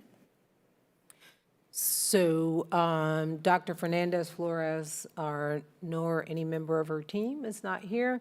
Canvas was the learning management system that the district adopted during 2020. COVID. Yeah. And so they, I honestly, I can't speak to that. I do know that some teachers elect to use Google Classroom, and that's a part of our package system, and some have classes and courses built out in Canvas. And then there are also like district leaders and others who provide courses to staff members that also use Canvas. I will say this is an internal conversation that we have had about, do we move away from Canvas and have everyone to use Google Classroom? But in order to do that, you need a year, so that the teachers can export, those who do have it and the staff that do have it, they can export their materials to Google Classroom, make sure they have the proper supports and those sorts of things. But we've had a high-level conversation about that. We're just, you got to give them an off-ramp, and it takes about a year for them to be able to move their stuff over. So why would we enter a 3-year contract if it takes, if There is and Mr. Carell can probably say, there's always an out. We just have to give them certain notice. Right. The 3-year contract gives us a lower price. Yeah. we only have about a third, how many total teachers do we have? 22,000, 2,500 Teachers, teachers? I don't know off the top Okay, of my well, head. It's less than 2,000. 700 is what, a third? It may It could be anything. Yeah. So, but for 530,000, perhaps, is there a plan to phase this out? Is there, I mean, what's the result of Yeah, your? so that's, we just started the so- conversation when we actually are looking at lots of systems and duplication.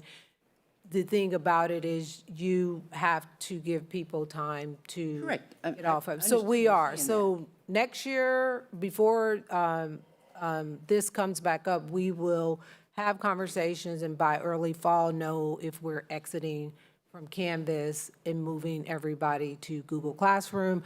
I don't know if Infinite Campus has a learning management system, but we have some systems that we may already be paying for, but we have to provide the training to the staff so we can give them a timeline to export it from Right. Canvas. The 750 that may be using it.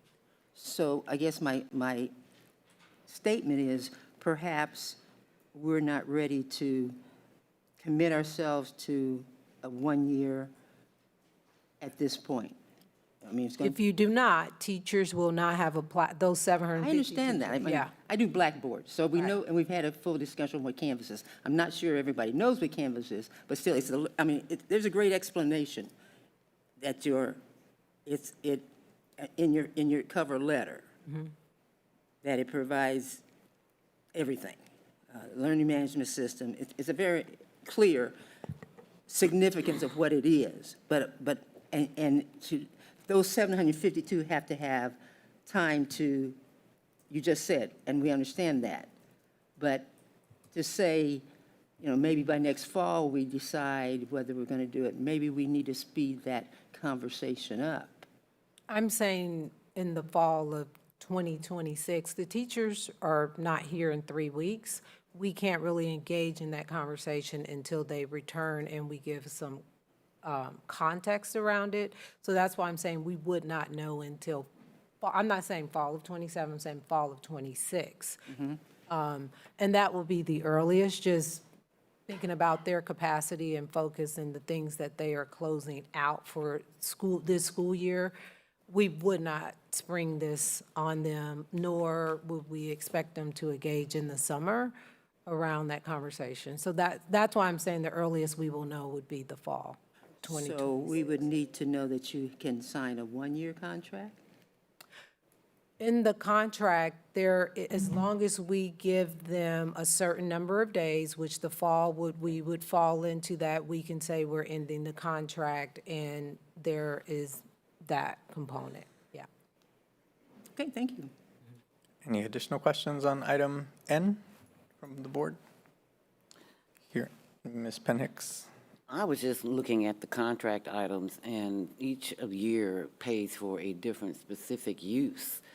The first year was the Canvas user license, and then you had your building-specific use support, and the third year would be virtual professional development. So I would suggest that we look at this closely to see whether or not we already have those supports in place and whether or not we're duplicating services. So I agree with Dr. Nguyen that we should look at that more closely. Okay, we'll have an answer in the fall. Additional questions? If not, would take up item O. That's okay. Oh, I'm sorry, Ms. Brownlee Page, did you have a question? No. Okay. No, because I'm Item I O? was thinking Canvas, and they already answered it. Okay. So that's okay. O's Thank fine, you. okay. We'll move to item P. You like pumpkin. P like pumpkin. My generic question is, you're requesting 400 staff devices and 4,500 warranties. How do you determine who gets the new device? Dr. Conrad is coming forward. I'll just remind you, when we pushed pause on everything, we did say there were some devices that we know that are not functioning, and there will be some that we know will break down. So everybody will have their current device, and this is really based off of the numbers each year when devices break down or crash, so that we would have a replacement while we're deciding if we will continue with the MacBooks or move to the Neo, which was a little less expensive, but we shared that we would have to have replacement devices on hand because we already know some of the staff devices are not operating properly. And before you answer, are the warranties for the student devices or staff devices, or 4,500 of them? Student devices. Student devices. Yep. Current student? Current. So currently on the student iPads, we had 3-year coverage on them. Since we're keeping them the 4th year, we're okay. adding the coverage for that 4th year. Okay. And then, do you have anything to add to Dr. Stubblefield's answer? Just that we do have staff devices out there that are M1s and are 6 years old, and we are stretching them. And we know that some of them are going to have failures. And so we are purchasing those devices to replace the ones that we know are stretching their limits. And that 400 number was derived in what manner? Because we know how many M1s that we have out there, and it's a okay. percentage of those. Okay, thank you. Additional questions on item P? If not, item Q. Q. Mosile. Right, and that was just a similar kind of question. Just discuss that purchase, $243,000. Just discuss general. $243,000. Yep, so Mosel actually is the software that we use for inventory, for our device inventory and management of all of our Apple devices. And so our iPads and MacBooks, that's where we keep our inventory, and that's where we're able to push things out to devices as we get curriculum, to lock lost devices or stolen devices. So Okay. Mosel is what manages all of that. And 27,000 covers all of our devices? Yes, it does. Okay, thank you. You're welcome. Need clarity. Thank you very much. Any other questions from board members on item Q? Okay, item S. Ms. Penn Hicks? I like lemon. Is that mine? No, I got it. No. Ms. Penn Hicks? No. That's me. So I just wanted to get some information and get some clarification on this. And this is mainly because when I look at the MOU that you have with the Hispanic Development Fund, there was an indication that we are paying for their services for the FCPP, which are the Family College Prep Program, that we're actually paying them to perform services for each of the high schools, and there's 3 high schools listed as a current payment, right? With $15,000, and I saw that those funds were coming out of Diploma Plus, I believe, for the ones for this year, okay? When I read the board reports, and not the board reports, the grant reports, I saw that HDF is making a contribution to the school district, to Sumner and to Washington, I believe it is. So I was wondering, how are we paying them? And also, then how are they donating money back? Now, it's going to a different, but I think these organizations basically serve the same purpose of helping to assist Latino students to go to college and get themselves their paperwork done.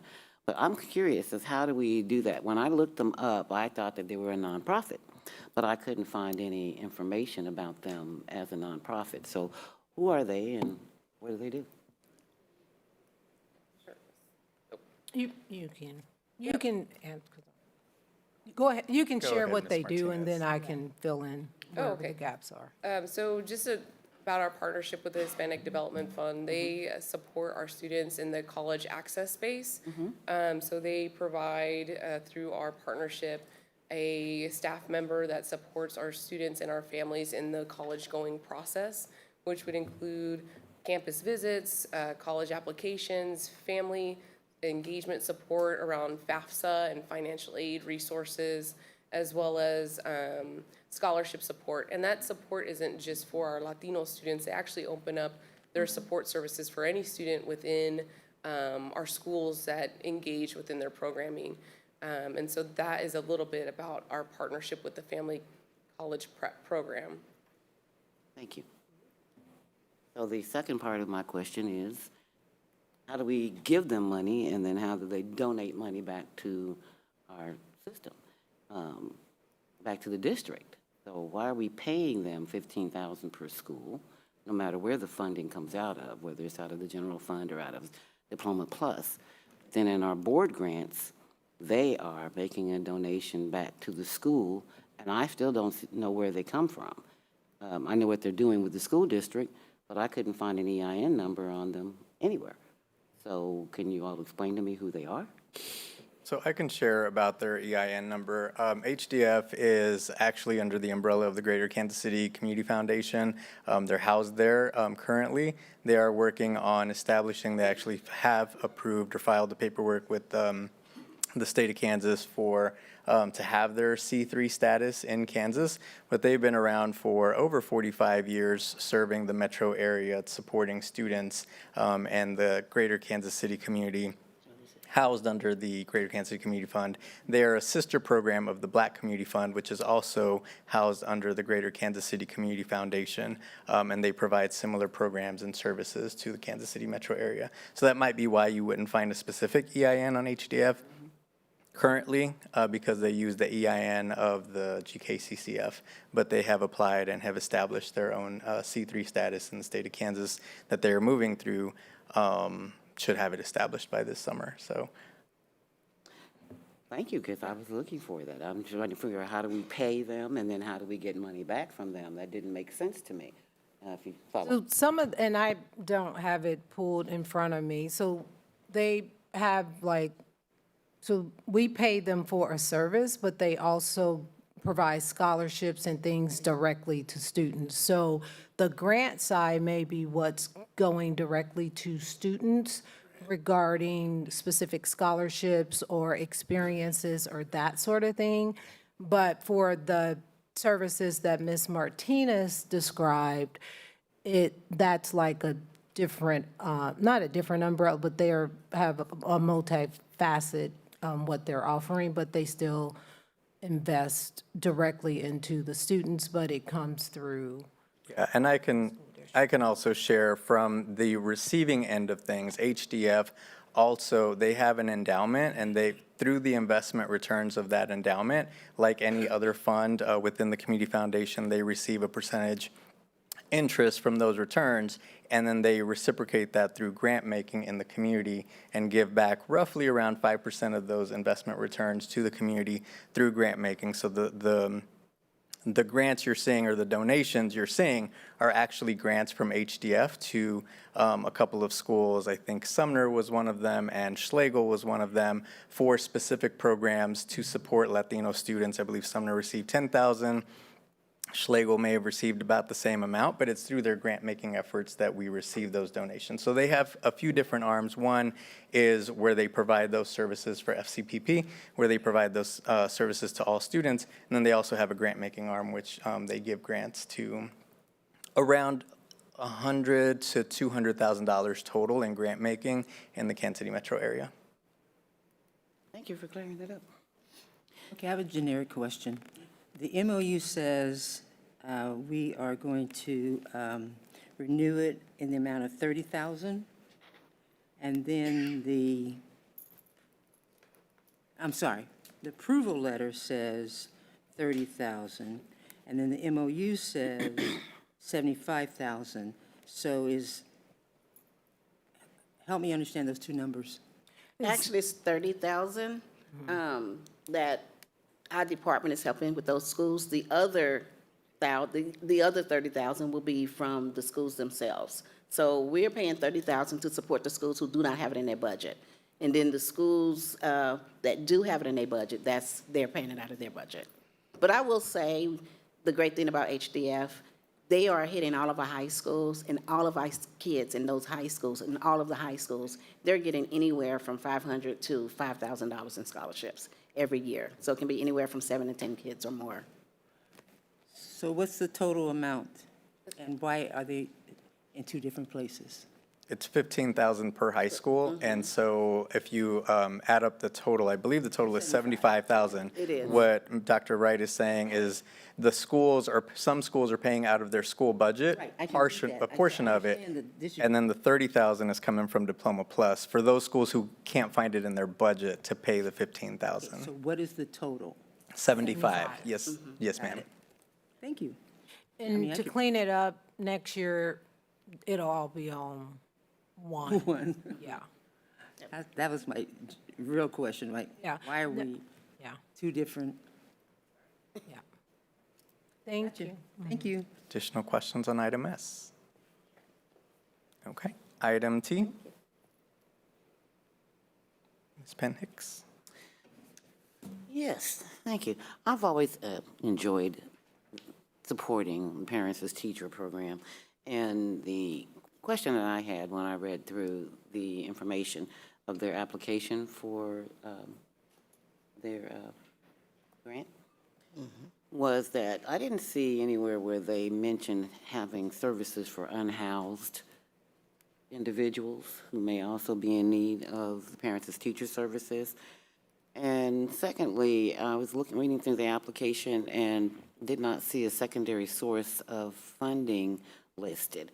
But then later on in the grant report, I did see that they had just recently received a grant for $455,000 from the KDHE Maternal Infant Early Childhood Home Visiting Program grant. And I wanted to know, how is that going to help expand their services to make sure that they do not have a waiting list And why, well, they just recently got it. I don't know when they submitted the application, but, so it might not have been included at the time. But would that help to replace money because it's a 50% match on the money received from the state?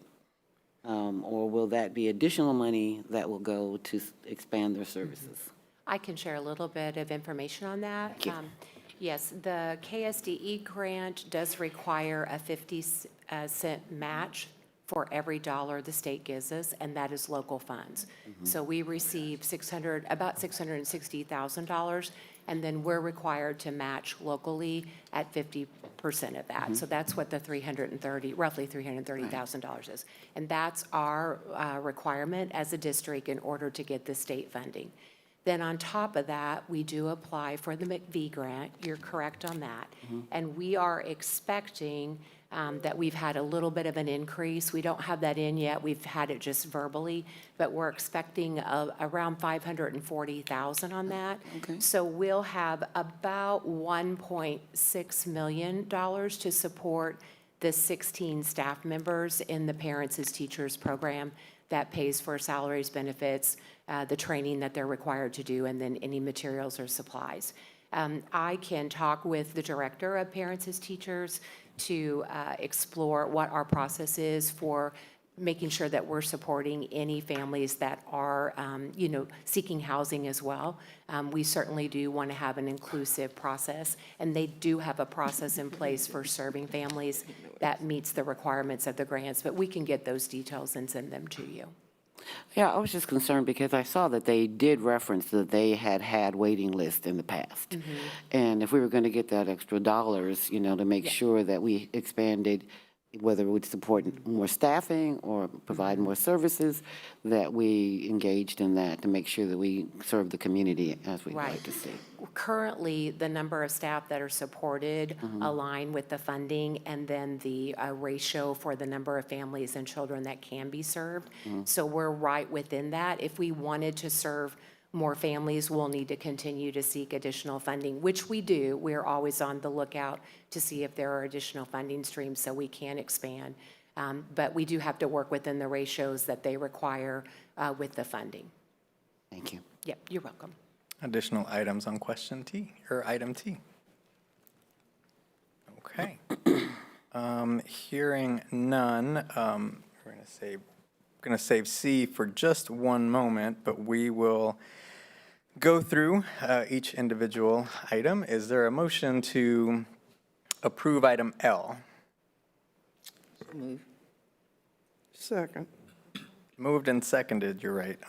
Moved and second on item L. Any questions?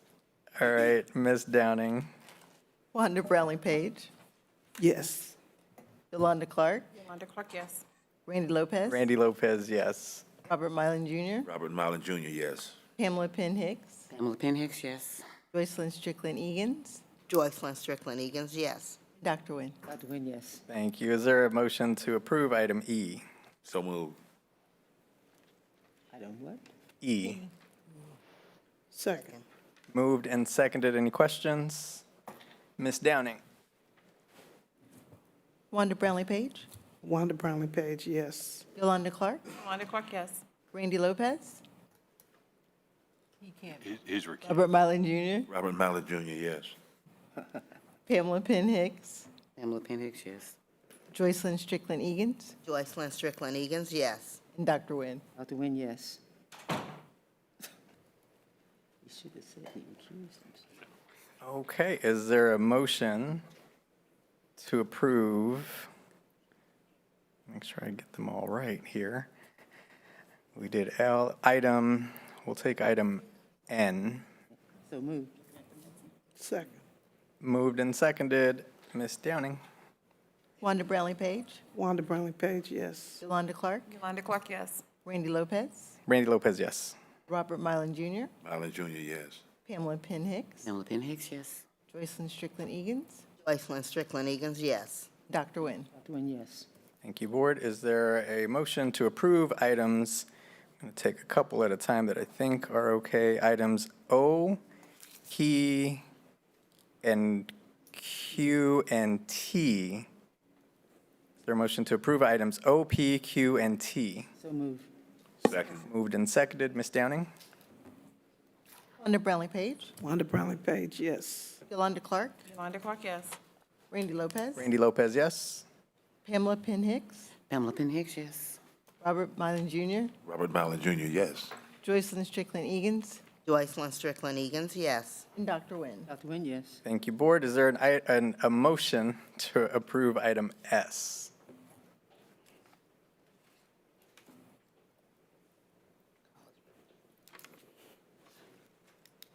So moved. A second. Moved and seconded. Any questions or further discussion? Hearing none. Ms. Downing? Wanda Brownlee Page. Wanda Brownlee Page, yes. Yolanda Clark. Yolanda Clark, yes. Randy Lopez. Robert Mylan Jr. Mallon Jr., yes. Pamela Penn Hicks. Pamela Penn Hicks, yes. Joycelyn Strickland Egan's. Joycelyn Strickland Egan's, yes. And Dr. Nguyen.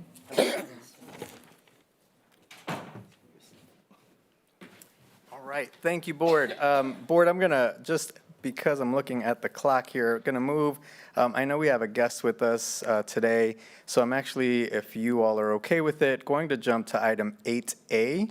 Mr. Knapp is back with us today from the Unified Government Land Bank.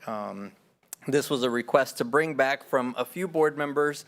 I believe there was some confusion or just a misunderstanding about what was being presented and asked of the board at the previous board meetings. So I wanted to give the board an opportunity. If there were some clarifying questions for Mr. Knapp today, I don't think he has a different PowerPoint to share with us. Same information, just if board members had any questions for Mr. Knapp today, wanted to make sure you all had the opportunity to ask tonight. So would open the floor up to any board members for clarifying questions. Ms. Brownlee Page. Mr. Knapp, I attended a commissioners meeting, and I was really disappointed when there was a gentleman there, and it wasn't you. But the commissioners approved that he get, I think, over 300 lots. And it was brought up that he was banned in Missouri for getting these lots. And why would we, that's where I have an issue with this. We're approving people, and they're not doing things in good faith. And it just didn't make sense. Why would we approve someone to get these lots? And these people are not doing, he had to get them in somebody else's name, but he's still a part of it. And he had abused his privilege in Missouri, and Missouri banned him. That's a land bank issue and not like an NRA issue, but I could answer that for you. We asked him about that, so we just didn't assume something. We asked the person what happened here, and he said it was one of his subcontractors that did it, and not him. So that's Ms. Clark, and then Ms. Penn Hicks. Okay, Ms. Penn Hicks. I remember that the decision made by in Missouri concerning that particular developer. And they found that there had been a violation. They went through a process. They didn't just ask a question and accept an answer. There was an investigation, there was a hearing, and there was a decision made about that particular developer. And then that developer came over to Kansas and attempted to go through the land bank and made a presentation at which I was present when that was done. I spoke about the issue at the standing committee meeting because that individual did have a ban in the state of Missouri. So I don't find it rational for Kansas to ignore when there is a problem with a developer and then turn over so much of our valuable land to that individual with the expectation that they will not do the same thing here that they did in Missouri. So I would like for you to address that beyond, we asked him question, and he said it was a subcontractor. This NRA program is not linked to that at all. Yeah, so I want to clarify. I think we're talking about a couple of different issues here. Tonight, Mr. Knapp is here to bring back the NRA rebate program that we voted down at the previous board meeting. By voting it down, residents and commercial properties in our jurisdiction, in our area, are not eligible to receive the rebates through this NRA program when the district said no.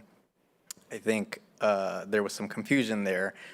This is being brought back forward specifically for the rebate program so that the board can, if we are interested, reconsider approving the rebate program so that our residents in our area can benefit from the rebates being provided. The land bank issues are absolutely an issue that need discussion.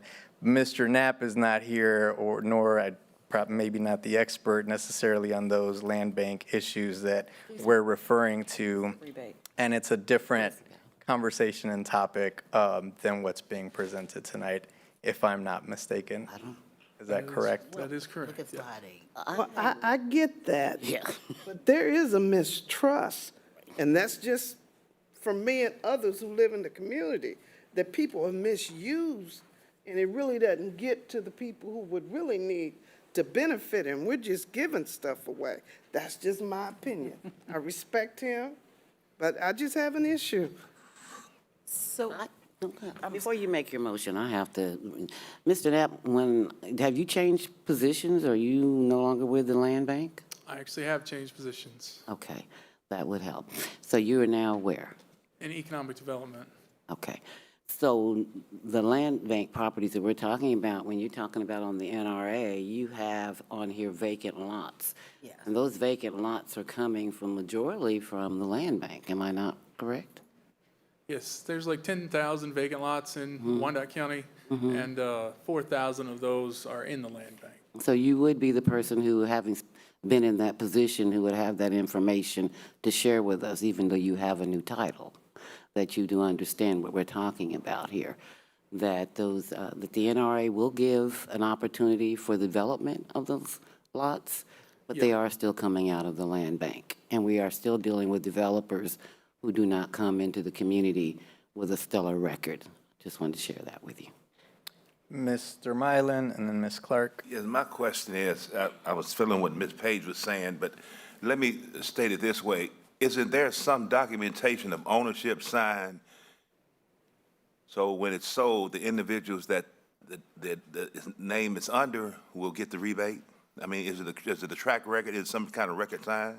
The rebate does transfer to the new owner, so. Okay, so the documentation is signed, so you all know who the owner was? There is a special form that they fill out when they transfer it. Thank you very much. That solves a lot of gray area on the rebate. So one of the things I just want to make sure I'm not putting words in your mouth by us not approving the rebate when you presented to us previously. So originally we approved at a 95% tax rebate. And if I'm saying anything incorrectly, I would like for you to correct me. That was what we approved originally. When you came back to us, you were proposing a 75% tax rebate. By not approving the 75%, that at that point would, this is where I really need you to correct me, cancel the rebate program entirely for Wyandotte County residents. Is that a true statement? I think for our Kansas City, Kansas area residents. Kansas City, Kansas area. School That's District where I want to be. Thank area, you. not all of Wyandotte. Thank you. Is that correct? So there's some different rebates. The 95% is just for rehabs of existing structures. New construction moved to 75%. Okay. Here's where you may want to do us a favor and just make sure, like, we understand exactly what it is that we're approving. So we have your slides. I am reading slide 29. That's where I got my information, but then you're correcting that. And so that's where my misunderstanding was when I voted no last time, and I want to make sure we do what's right by our residents this time as we vote on this. So if you could just maybe be a man of just a few more words for me, please, so we can make sure of what it is that we are approving and you walk away with what's needed tonight. Thank you. Thank you, Yolanda. Because right now, what's not clear is if we vote this down, then we don't have a rebate program, no matter how it's being used. That's a separate conversation. That integrity is a whole nother conversation, so I can't speak to that. No matter how it's being used, there's not even an opportunity if this does not pass. Yes, if it Okay. doesn't pass, the NRA rebate program is not in District 500. And slide 29 is for residential new construction only. There's some other slides in front of it that say what the rehab percentages are. Okay, so can I ask you just to say 2 to 3 lines on what that is for our community as well, though, please? I could show you, I'll bring up the presentation that I have for tonight, and I will go. And I think you can make it very brief. I also know Monica from Wyandotte Economic Development is here. I know you're having a moment, but who also shared some information on this rebate as well. If she has any insight to help answer some of that question, please feel free. So this is the terms of the NRA rebate. Area 1, we actually shrunk this area from like County Line Road up to north of the river to make it smaller. Area 1 is the rehab is 95% rebate. New construction for residential is a 75% rebate. It was in the last plan 95%, so we reduced that rebate. Commercial is at 50%. The last plan had that number at 95%, so we reduced that rebate also. And for Area 1 is 10-year rebate period. Area 2 and 3 is basically the same percentages, these same percentages, but it has a 5-year rebate. So I will make a motion. If I don't say it all, Randy, you have to correct me. I'll make a motion that we accept the NRA residential proposed change of 75% rebate program. Somebody will have to correct me. Second. I would just want to make sure that the language is correct, because I don't want to limit what the actual, I just want to make sure that the motion is reflective of what's being asked of the board to approve. The motion was very specific to 75% rebate. Is that what is being rebate requested? program? Well, you go ahead. Good evening, Wendy Green, Deputy Chief Counsel for the Unified Government. What we're asking you to approve is the plan itself, because we'd have you be signing an interlocal agreement, which you would be signing that says you're accepting the plan, which means that you would be accepting that 75% and the 50%. In essence, you're accepting the terms of the plan. So I would make a motion that we accept the terms of the sorry. NRA, no? Well, I just want to make sure, because there's a motion and a second on the floor, so if we can rescind that motion I didn't hear and the second. okay, we rescinded that motion and second, thank you. Now we can make the motion. So making a motion that we accept the NRA residential terms that are being proposed to the board tonight is the motion. Just the NRA program. NRA program? Yeah, I second. NRA program. I second. That was Rocky. That's all right, we're getting there. Okay, so there's a motion and a second to accept the NRA program as presented. Any further discussion? Dr. Nguyen? Good evening. Mr. Lopez made a comment that you said look at slide 31, so that the land bank lots that are in these two areas are eligible under this slide 31. Does slide 31 suggest that land bank properties are eligible for this program? It says without NRA, with NRA.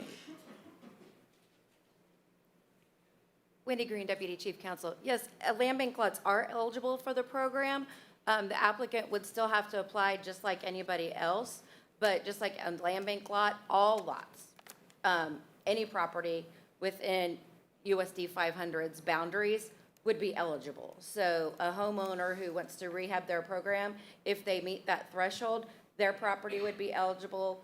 A vacant lot that somebody buys from a third party, that lot would be eligible as well. So yes, the land bank lots are eligible, but all other lots are eligible as Yeah. well. It's not just restricted to Right, land bank I property. just thought, Mr. Lopez, you said something about land bank wasn't in this discussion. No, what I was referring to was Mr. Knapp's position is not over the land bank. Oh, yeah. Sorry for clarifying. And help me remember, what's the threshold?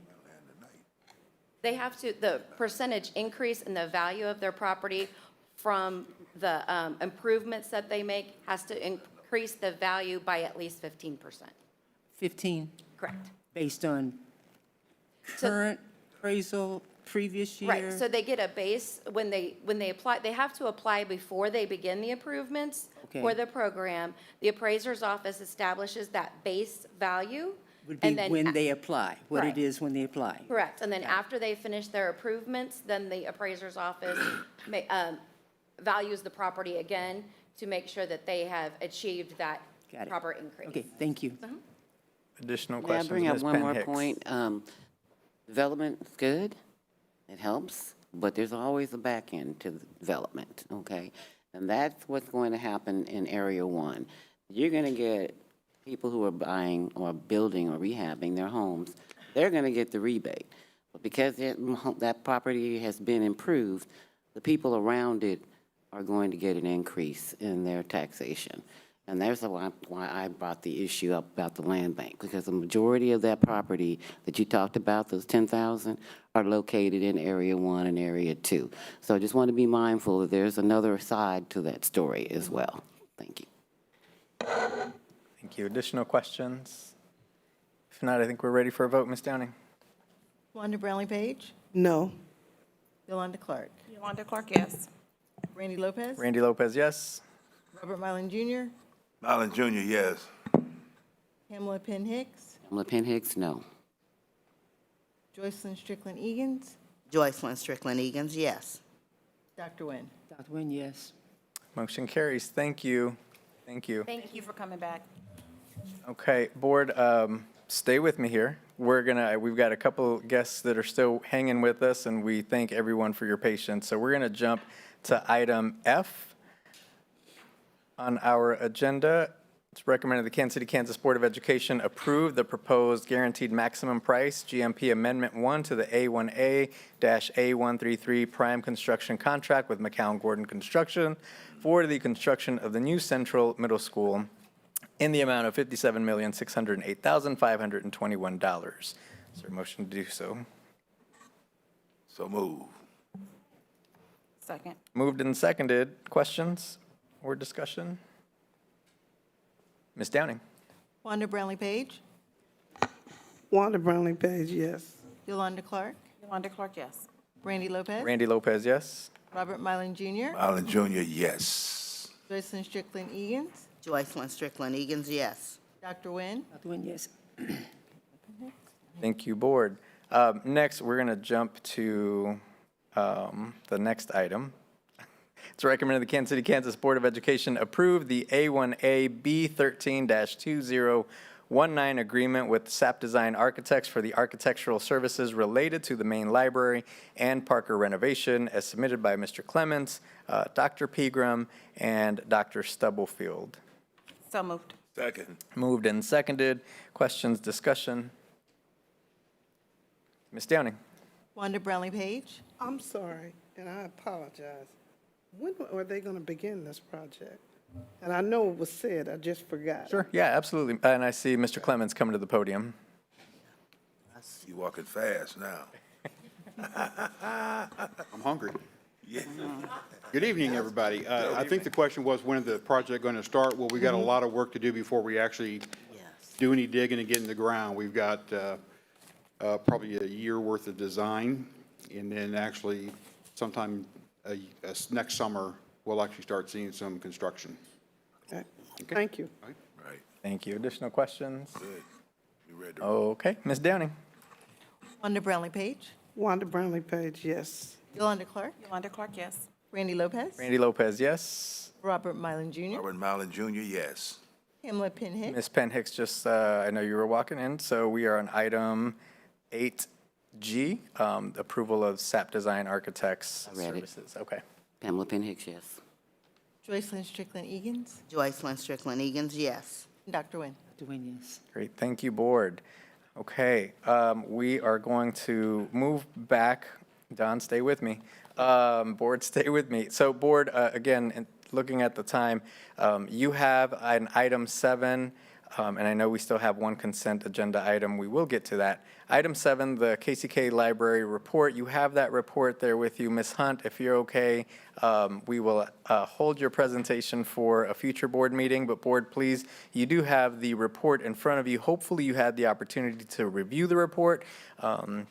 Would entertain a motion to, that the Kansas City, Kansas Board of Education accept as an informational item the Public Library's Director's Report as submitted by Ms. Hunt and recommended by Dr. Stubblefield. So moved.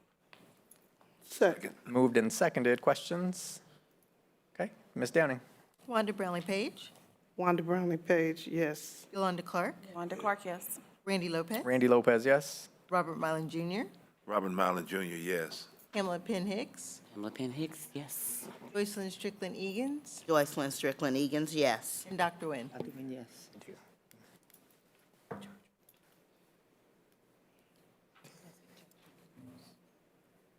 Okay. All right. Next on our agenda, we are going to jump to item 8B.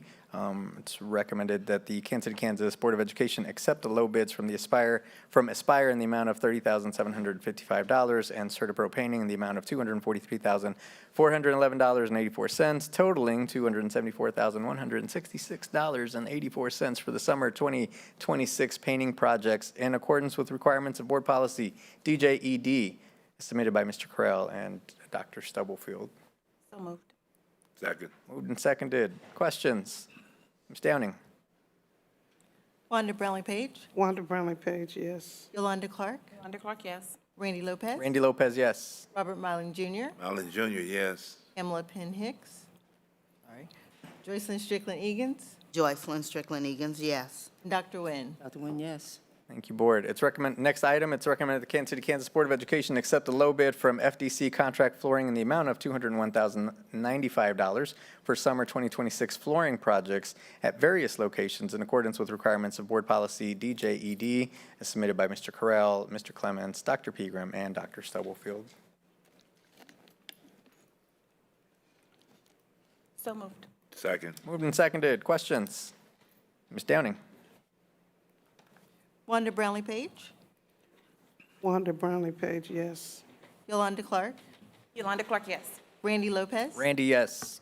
Robert Milam Jr., Robert Milam Jr., yes. Pamela Penn Hicks, Pamela Penn Hicks, yes. Joycelyn Strickland Egan's, Joycelyn Strickland Egan's, yes. and Dr. Nguyen. Dr. Nguyen, yes. Thank you, board. Next item, it's recommended the Kansas City, Kansas Board of Education accept a low bid from Byrne and Jones Construction in the amount of $168,280.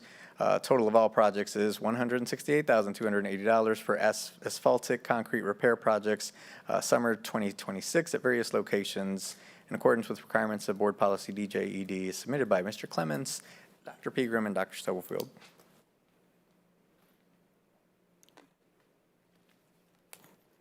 So moved.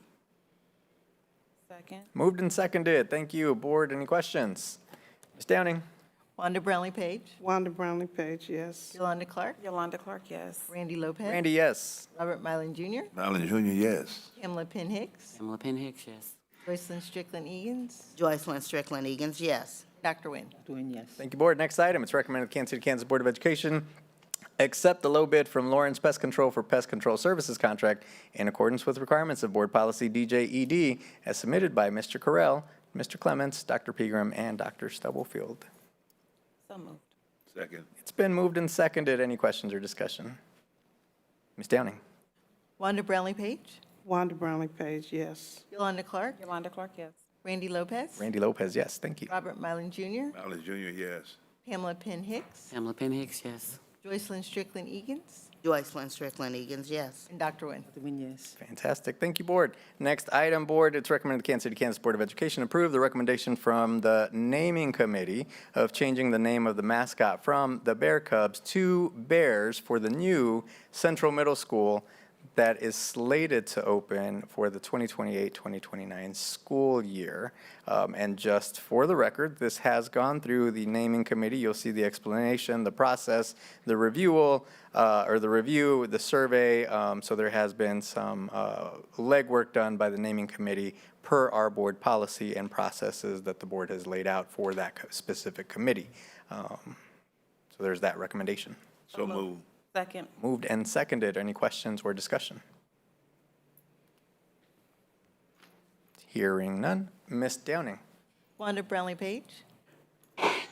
Wanda Brownlee Page, yes, there'll always be Bear Cubs. Yolanda Clark. Yolanda Clark, yes. Randy Lopez. Randy Lopez, yes. Robert Mylan Jr. Molly Jr., yes. Pamela Penn Hicks. Go Bears, yes. Joycelyn Strickland Egan's. Joycelyn Strickland Egan's, yes. And Dr. Nguyen. Dr. Nguyen, yes. Congratulations, go Bears. Thank you, board. Thank you to that naming committee. Next agenda item, similar coming from the naming committee board. This is a recommendation from the naming committee that the Kansas City, Kansas Board of Education approve the recommendation from the naming committee of Woodland Hills Elementary as the name of the new elementary school, which is the combination, for a reminder, of Noble Prentice and Silver City Elementary Schools that's slated to open for the 27-28 school year. It is here for a recommendation for approval. So moved. Second. It's been moved and seconded. Any questions or further discussion?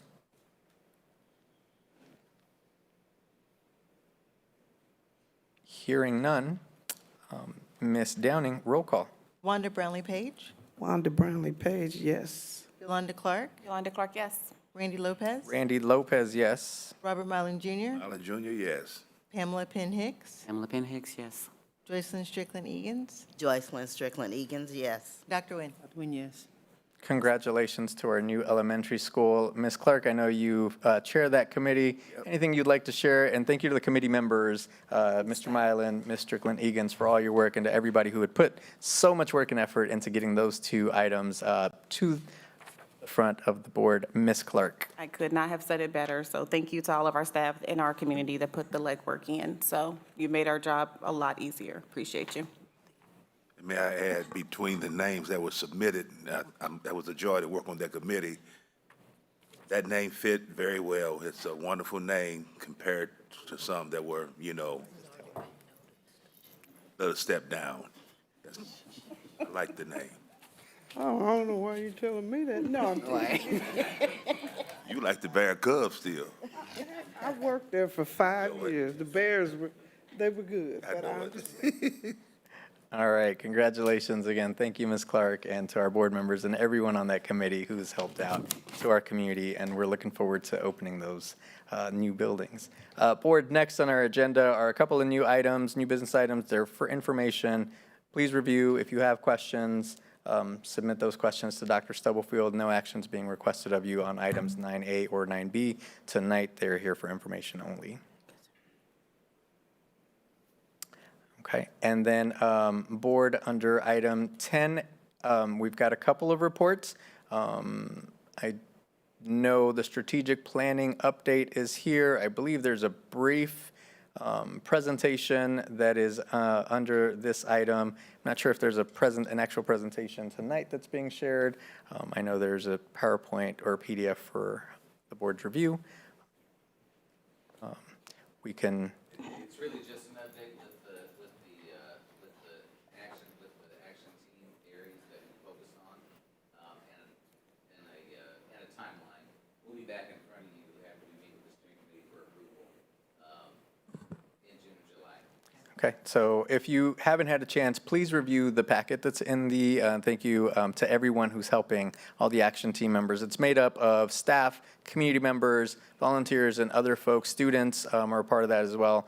So please take a look at that. That's being presented to steering committee next week, and then it'll be back before the board again in the future. But if you have questions on this item, it is an important item for the board to take up. So please submit any questions that you do have to Dr. Stubblefield. We can always bring this back up at a future board meeting before the summer if we really, if there are some questions or things that you all want to discuss, that we want to discuss further. Okay. Dr. Rodriguez, I know it is late in the evening, and we really appreciate your patience, and we want to do right by you. So the floor is yours. Board, we do have a report from our dual language program. Again, we really, as she makes her way to the podium, we really appreciate your patience and flexibility, but we definitely wanted to make sure you had the opportunity to share the work of the dual language program and your entire team, which is more than just a dual language program. So good evening. Thank you Good for being with evening. us. I thought it was on here and now I don't see it. We get some help to get the presentation up, please. Oh, I found it. I think I've got it. And I can keep this brief. It's just an update. I can give some of those big highlights as we walk into. Good evening, Board. President Lopez, Madam Vice President, Dr. Stubblefield. It's always a pleasure to be up here with you all. Is it bigger? It's projecting. Okay. Yeah, It's it's just there. weird shape, size. I do want to just say April is Multilingual Bilingual Advocacy Month, and now more than ever, we really require some advocacy as it comes around our programmings that we have here in the district, as well as just in general, as we look at what's coming out of the federal. It's zero funding for our bilingual programs and our multilingual learners, so just want to plug that in. We'll be grounded in theme 2, 3, and 4 around this kind of update that I'll offer. And then we know that our students in the dual language program are already getting that Diploma Plus access because they'll be able to hit that syllabi literacy well before they get to high school. So just grounding us in where we're going with our North Star.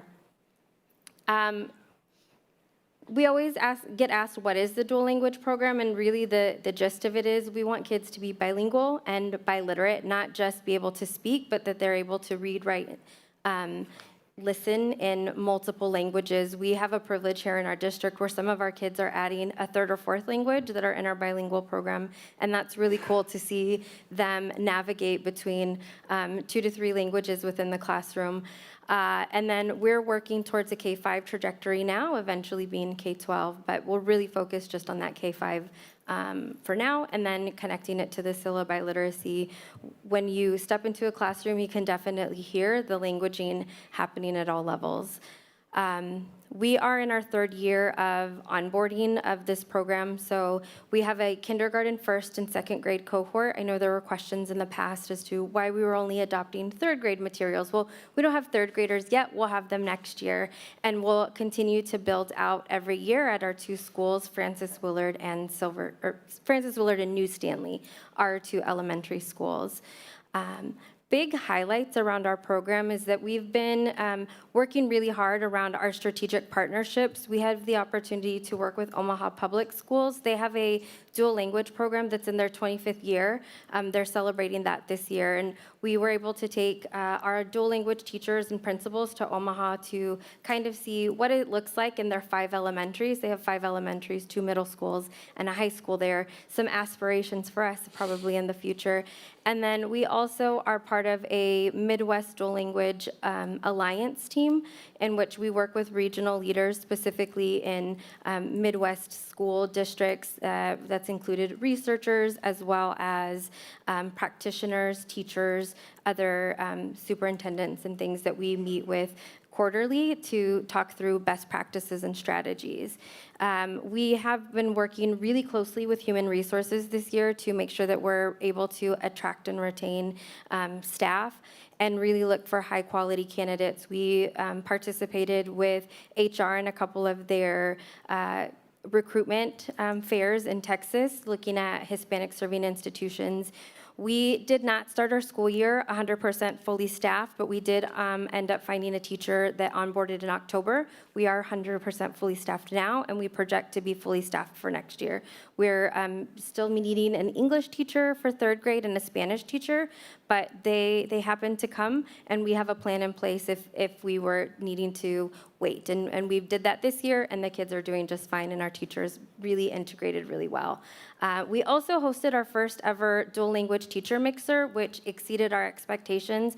We did this in partnership with HR and the foundation to bring together our current dual language teacher, prospective dual language teachers. We had several current student teachers and then prospective candidates from outside of our district come together. It was about a group of 30 that were able to mingle with each other, get to ask questions about the programs, and then through that process, we were able to hire 2 of those student teachers that attended the event into our dual language program. So that's really exciting and something that we will continue to replicate in the future. We'll intend to have it earlier in the year rather than as late as we did, but it was kind of a last-minute idea that we had as we were workshopping with HR of how to increase that visibility of the program. And then this year, we've worked with Wyandotte High School, their teacher pathway teacher, Ms. Bowers, to invite students in the teacher pathway to come visit Francis Willard. They spent a morning at the school in the classrooms getting to know what it is to not just be a teacher, but also what it could look like to be a dual language teacher. And so the kids did express that was one of their favorite visits that they had. They weren't so fond of the middle school visits because they didn't get as much hands-on, but at elementary they were able to really integrate. And we had one of our English teachers doing a science lesson that was really fun that all of the kids got to participate in. And then we brought them lunch, and they are looking forward to that visit again next year. We are really excited to share that from year 1 to now, we actually have a lottery wait list. We have over 96 families on that list waiting to have a seat in the dual language program. We are have sent out all of the information to the parents that are currently on the list, but also as seats, if families move or whatever that may look like, there are still opportunities for their families to get in. We have also had 2 high-engaging parent nights, one held last week, and then one in February, in which we have prospective parents come ask questions, get to know what the program is. We also set up an opportunity for the parents to enroll, and at both events have had parents partake in that enrollment. And then we also have parents that are planning 2 years ahead. So they've got current kiddos that are going to go into preschool that they're wanting to kind of get ahead, and that has happened at both of our events. And then our enrollment is still open, so if somebody wants to be on the wait list, that is an opportunity for them. We strongly encourage it, just in case there are any fluctuations in some of the enrollment at either one of the buildings. And then last year, I was up here sharing about New Stanley transitioning to a dual language only model. We're successfully on that pathway. We were able to bring last year's kindergartners that weren't in the dual language program and bring them into first grade. We had a few bumps, as that's the grade level that we didn't have a teacher at the beginning of the year, but we haven't seen any indicators that the students aren't thriving in the environment now that we're towards this time of the year. Our data doesn't show anything that we would be concerned about. And then we're continuing to follow that current second grade student into the next grade, which would be third grade. And then just a little bit of data for you all to see. We have our early reading composite scores. It is separated between our dual language and then students that are non-dual language. Some of the things I want to highlight is our former Ls. In 3 years' time, which language takes about 3 to 7 years to acquire, we have a higher number of former English language learners, meaning the services that we're providing for our ESL students is working. They're exiting much quicker than those that are in our traditional pathway. There really isn't a big distinction, but we are starting to see some indicators that our dual language students are pulling ahead, is something that we would expect. We don't have trend data yet because we don't have 3 years worth of the same grade levels. Next year we will be able to look at kindergarten from year to year. We'll be able to look at first grade from year to year, and then start making some predictions for second and third grade.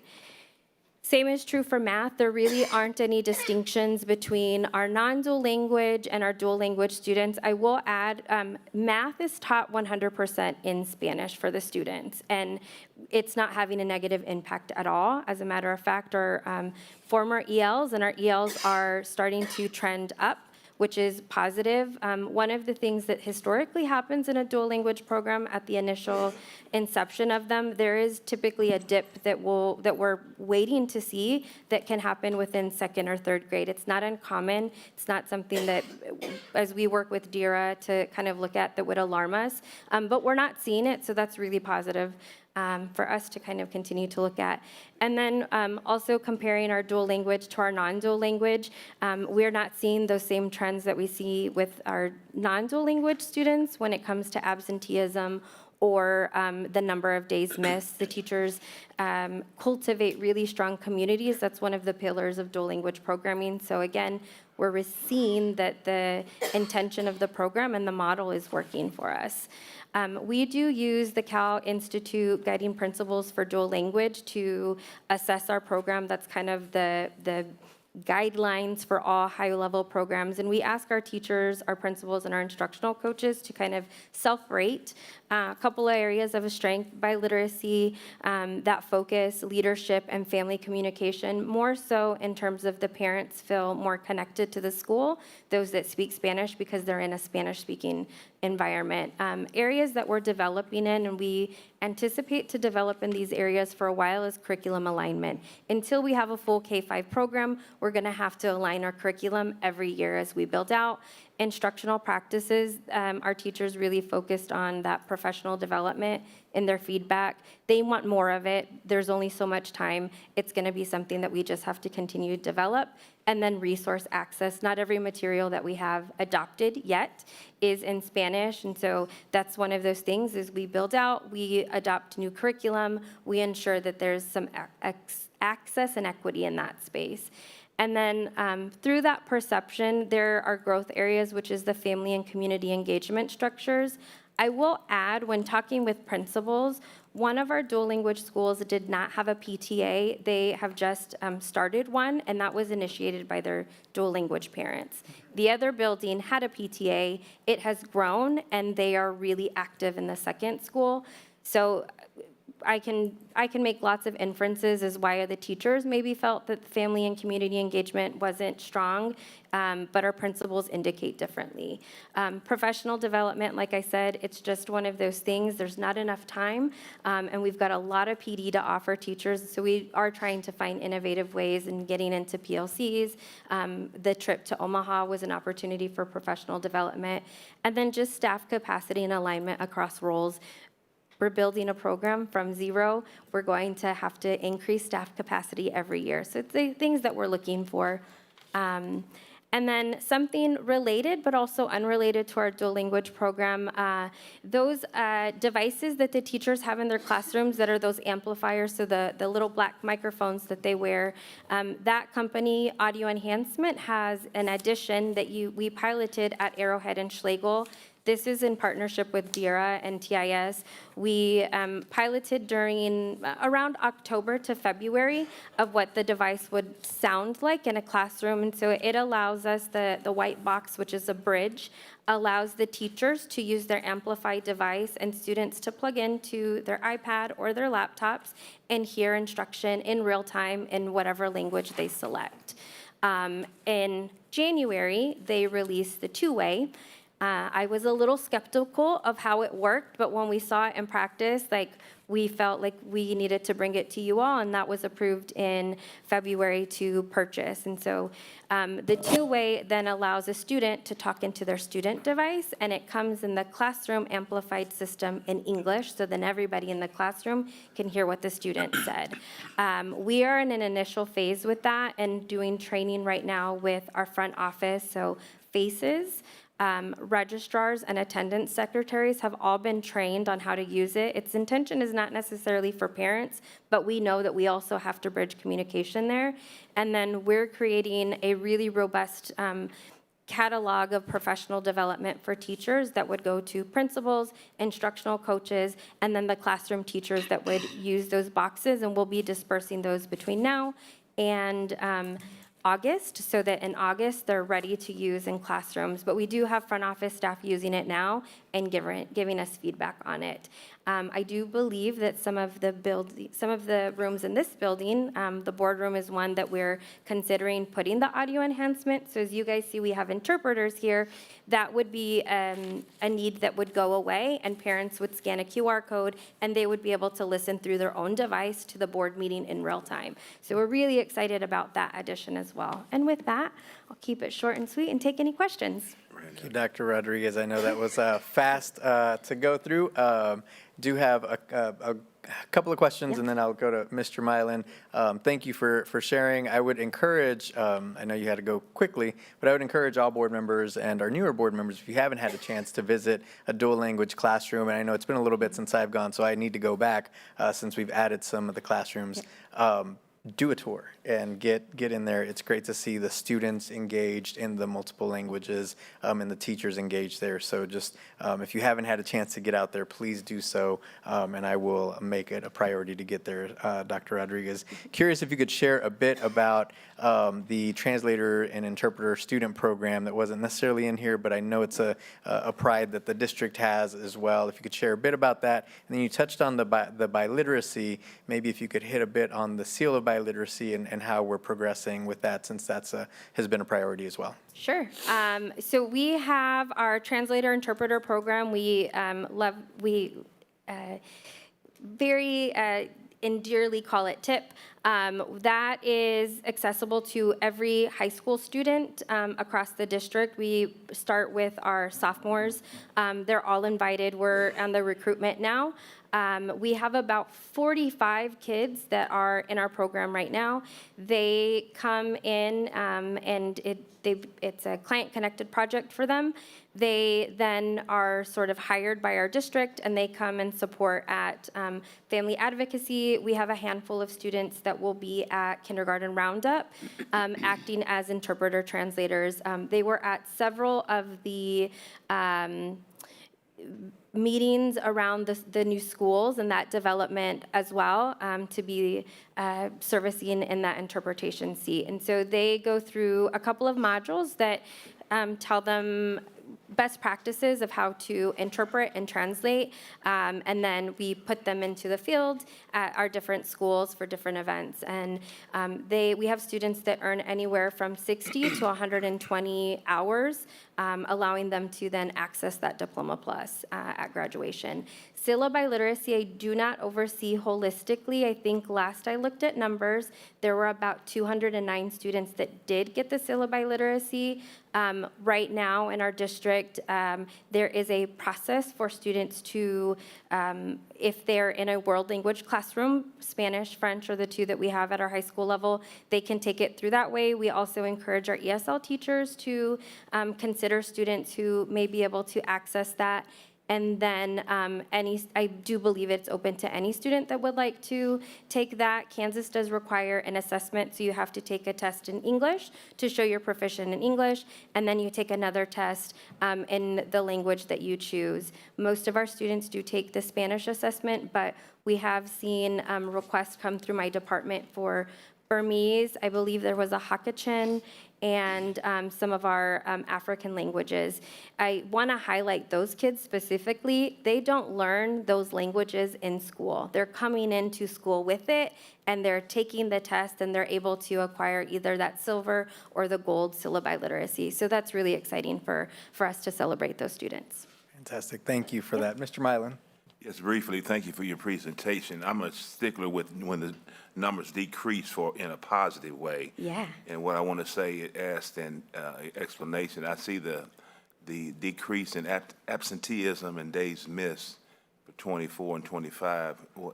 What do you credit that to? And is it going to decrease in 26? And what do you credit the decrease in folks not showing up and being days missed? Yeah, so for dual language programs specifically, there's a couple of pillars that they focus on. One of those is sociocultural competence, meaning where do I live or exist in society? Who am I? And then who am I in my community? For our littles, that's community of home and then community of school. And so that's embedded within just the foundations of what a dual language program is. They are cohorts of 50, so they're a family of 50 in the classroom. The teachers, because they have to engage students with an English teacher and a Spanish teacher, put in some structures that support students' commitment to the classroom. We also ask our parents to sign a contract every year, just a commitment form to us, and just saying it is a K-5 commitment where I'm not going to learn Spanish in kindergarten. I'm going to need to take several years of it, and so I do think the commitment forms help. I think the things that the teachers do in the classroom, and because one of the pillars of dual language is that sociocultural competence, it helps increase that as well. I'm sure there's other things that are happening in the classroom, but the kids just love each other in those rooms. Okay, Relationships. Thank you. Ms. Brownlee Page. thank you. I didn't know if I heard you clearly. What is your student-teacher ratio? We have, we start with a cohort of 50, so that's split between two teachers. We have a two-teacher model, so we have an English teacher and a Spanish teacher, and we split that 50 to 25 in each classroom. Kindergarten and first grade, we have an instructional aide in that room that's bilingual that goes from each classroom. Second grade, the students no longer need assistance from an aide, but yeah, we try to start with 50 just to plan for attrition as the program continues. And then I'm just curious, do you offer Spanish to non-speaking parents after school or somewhere to help them? Not their yet. children? That is not something that we've been asked of yet. What the teachers do is they talk about what does literacy mean, and how do I help my child in my L1, and then how do we bridge into that L2. So as a former Spanish teacher myself, bringing the students into the community where the language exists is a really strong thing. So we offer to the teachers watching TV in Spanish, having the kids go to the grocery store, walking through the Spanish aisle. And so that goes back to what I was sharing about the sociocultural competence. Where does language exist for me, and how do I exist in my community is part of that piece as well. But it is something that we could definitely explore. It's just not something we've done yet. And I don't mean to harm, but do you mainstream? Do you take SPED? Everybody? Absolutely. Our SPED Okay. students are doing really well within the program as well. It has been created to be the most inclusive space. That was what we heard from the beginning when we started planning this, and we continue to maintain that and want to continue to maintain that. Thank you. Yeah, absolutely. Thank you. Additional questions?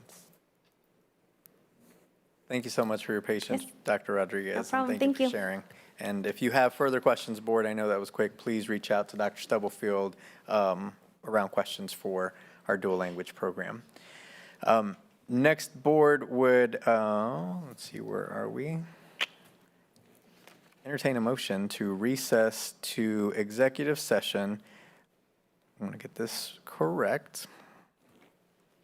To discuss matters on attorney-client relationship under COMA, to protect the privacy interests of all parties involved under COMA, to include Dr. Stubblefield, Mr. Goheen, Dr. Jones, and Mr. Hansford for 13 minutes, going in at 9:27. So, And, go ahead. So moved. Moved, is there a second? Seconded, any questions? Ms. Downing? Wanda Brownlee Page.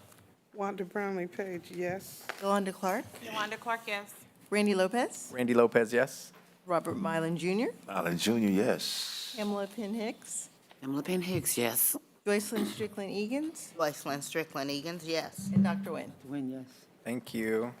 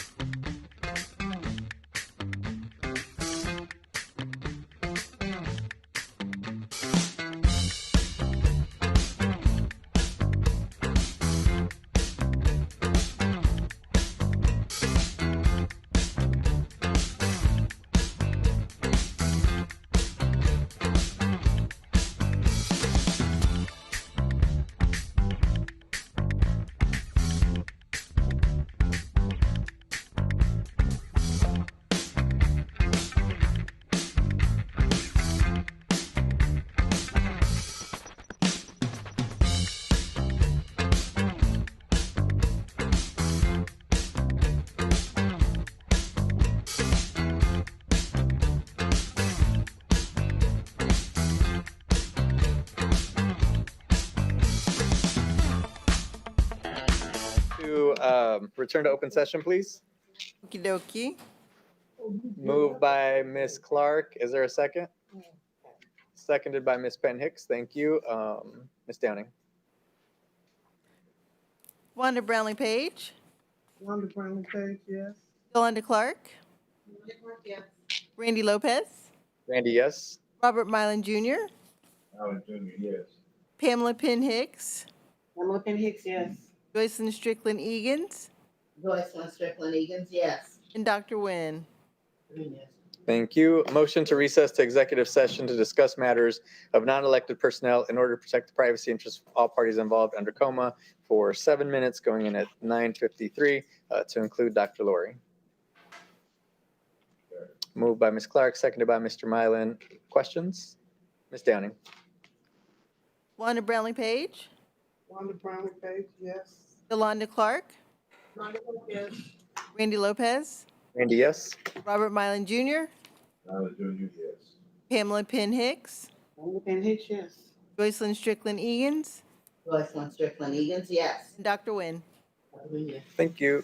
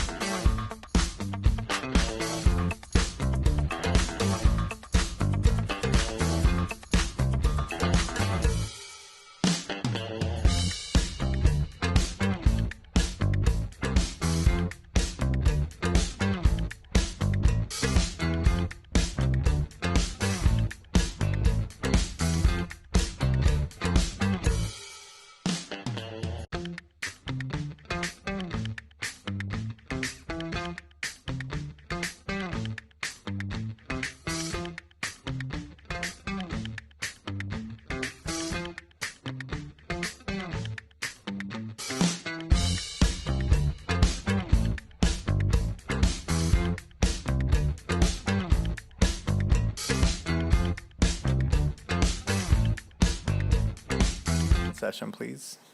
So moved. Second. Moved and seconded. Ms. Downing? Wanda Brownlee Page, Yes, Wanda Brownlee Page. Yolanda Clark, Yolanda Clark, yes. Randy Lopez, Randy Lopez, yes. Robert Mylan Jr., Robert Mylan Jr., yes. Pamela Penn Hicks, Pamela Penn Hicks, yes. Joycelyn Strickland Egan's, Joycelyn Strickland Egan's, yes. Dr. Nguyen. Dr. Nguyen, yes. Thank you. Is there a motion to approve the HR report, item C? So moved. I second. Moved and seconded. Questions or discussion? Question. Ms. Brownlee Page? I would like to remove the item about Dr. Lori and table that to Thursday, till we have the meeting Friday. Give me 1 second. Would any other questions? Is that an amendment? And I would just request that we not give specific individuals or personnel Well, how do you do it without doing that? the number on line. Okay, well, what's the number? I'm sorry. You're all right. It's okay. Item C. Item. Yes, so there's a request, the motion is to approve the HR report. There's a request to remove item 57. I don't know if there's an amendment that wants to be made to the motion, or if we want to vote this current motion up or down. How you want to move forward, board? Those who made the motion. The current motion is to approve the HR report. Are there other questions? We heard from Ms. Brownlee Page. Other questions on the HR report item? I think the procedure could allow a substitute motion that takes priority. Yeah, it could. There's not been a motion yet. I think that's what I'm trying to figure out. So I think right now you got a motion, a second, you're having discussion. I think there could be a substitute motion if that's what would happen, and then you'd have to vote on the substitute motion before you'd vote on the final motion. Because Randy's motion wasn't seconded. That's what you're saying? No, No, the motion from Ms. to Clark was So seconded. you got a motion on the Okay. floor. Ms. Page has asked a question about removing one of the line items from the HR report. Yes. I think she could make that as a substitute motion. If it gets a second, that gets voted ahead of the actual motion. And if it, Okay, then can I rephrase it? I make a motion that we remove item 57, and that be decided on Friday. I second. There's a, Mr. Goheen, just want to make sure we're good. There is a, does that count as a substitute motion? I think so. Okay. Any questions or discussion on the substitute motion? Second of the substitute. It's Yep, already it's been seconded. seconded. Any questions on the substitute motion? Okay, hearing none. Ms. Downing, so we're voting on the substitute motion first. Ms. Downing? Wanda Brownlee Page, Wanda Brownlee Page, yes. Yolanda Clark, Yolanda Clark, yes. Randy Lopez, Randy Lopez, no. Robert Mylan Jr., Mylan Jr., yes. Pamela Penn Hicks, Pamela Penn Hicks, yes. Joycelyn Strickland Egan's, Joycelyn Strickland Egan's, no. Dr. Nguyen. Dr. Nguyen, yes. Okay, the substitute motion carries. Mr. Goheen, do we, Now you're voting on the HR report with the one line removed. okay, we don't have to make an additional motion or anything, that current I motion? don't believe so. Okay. Any questions on the current motion? Okay. Ms. Downing? Wanda Brownlee Page, Wanda Brownlee Page, yes. Yolanda Clark, Yolanda Clark, yes. Randy Lopez, Randy Lopez, yes. Robert Mylan Jr., Mylan Jr., yes. Pamela Penn Hicks, Pamela Penn Hicks, no. Joycelyn Strickland Egan's, Joycelyn Strickland Egan's, yes. Dr. Nguyen. Dr. Nguyen, yes. Okay, thank you, Board. Before we leave, Board, we do have a budget meeting on Friday afternoon, 1 PM. That is via Zoom. Because we are taking up a couple of items that we didn't take up tonight, including the HR report item from tonight, we'll need an executive session on attorney-client. We'll need an executive session for negotiations. We need to amend the notice or redo the notice for the special meeting or for the budget meeting. Mr. Goheen, can you make sure we get, do we need a motion to actually approve amending or changing the notice for the meeting on Friday, or how best should we move forward with that? We'll need to add, again, 2 exec sessions, one on attorney-client privilege, one on negotiations, and then adding the this item from the HR report to Friday. The cleanest way to do it's probably just a motion. Technically, 3 board members or board president could do it, but I think it's cleanest just to vote to do it. So need a motion to, Amend the notice of the special meeting for Friday to include the 3 additional items. okay, so is there a motion to amend the notice for Friday's budget meeting to include, for Friday, May 1st, thank you, of 2026, 1 PM, to include an attorney-client, executive session on attorney-client, an executive session on negotiations. There's already an HR report on Friday, so we don't need to add that. Is that correct, Craig? Or should we? Technically, You would have. Oh, we have to because there was a motion. Okay. And to add item 57 to the HR report and conversation for Friday. Is there a motion to do so? So moved. So move. Moved and seconded. Questions? Yes, my question is, we're scheduled from 1 to 3, right? Friday, I believe so.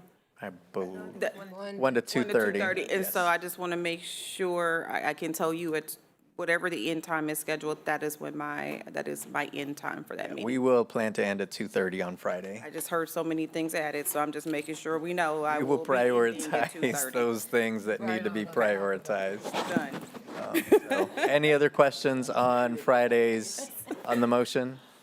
Hearing none. Ms. Downing? Wanda Brownlee Page. Wanda Brownlee Page, yes. Yolanda Clark. Yolanda Clark, yes. Randy Lopez. Randy, yeah. Robert Mylan Jr. Emily Penn Hicks. Emily Penn Hicks, yes.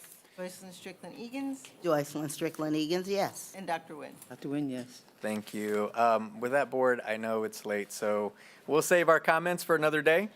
Thank you, everybody, for sticking with us. Have a great night. This meeting's adjourned. Thank you. So.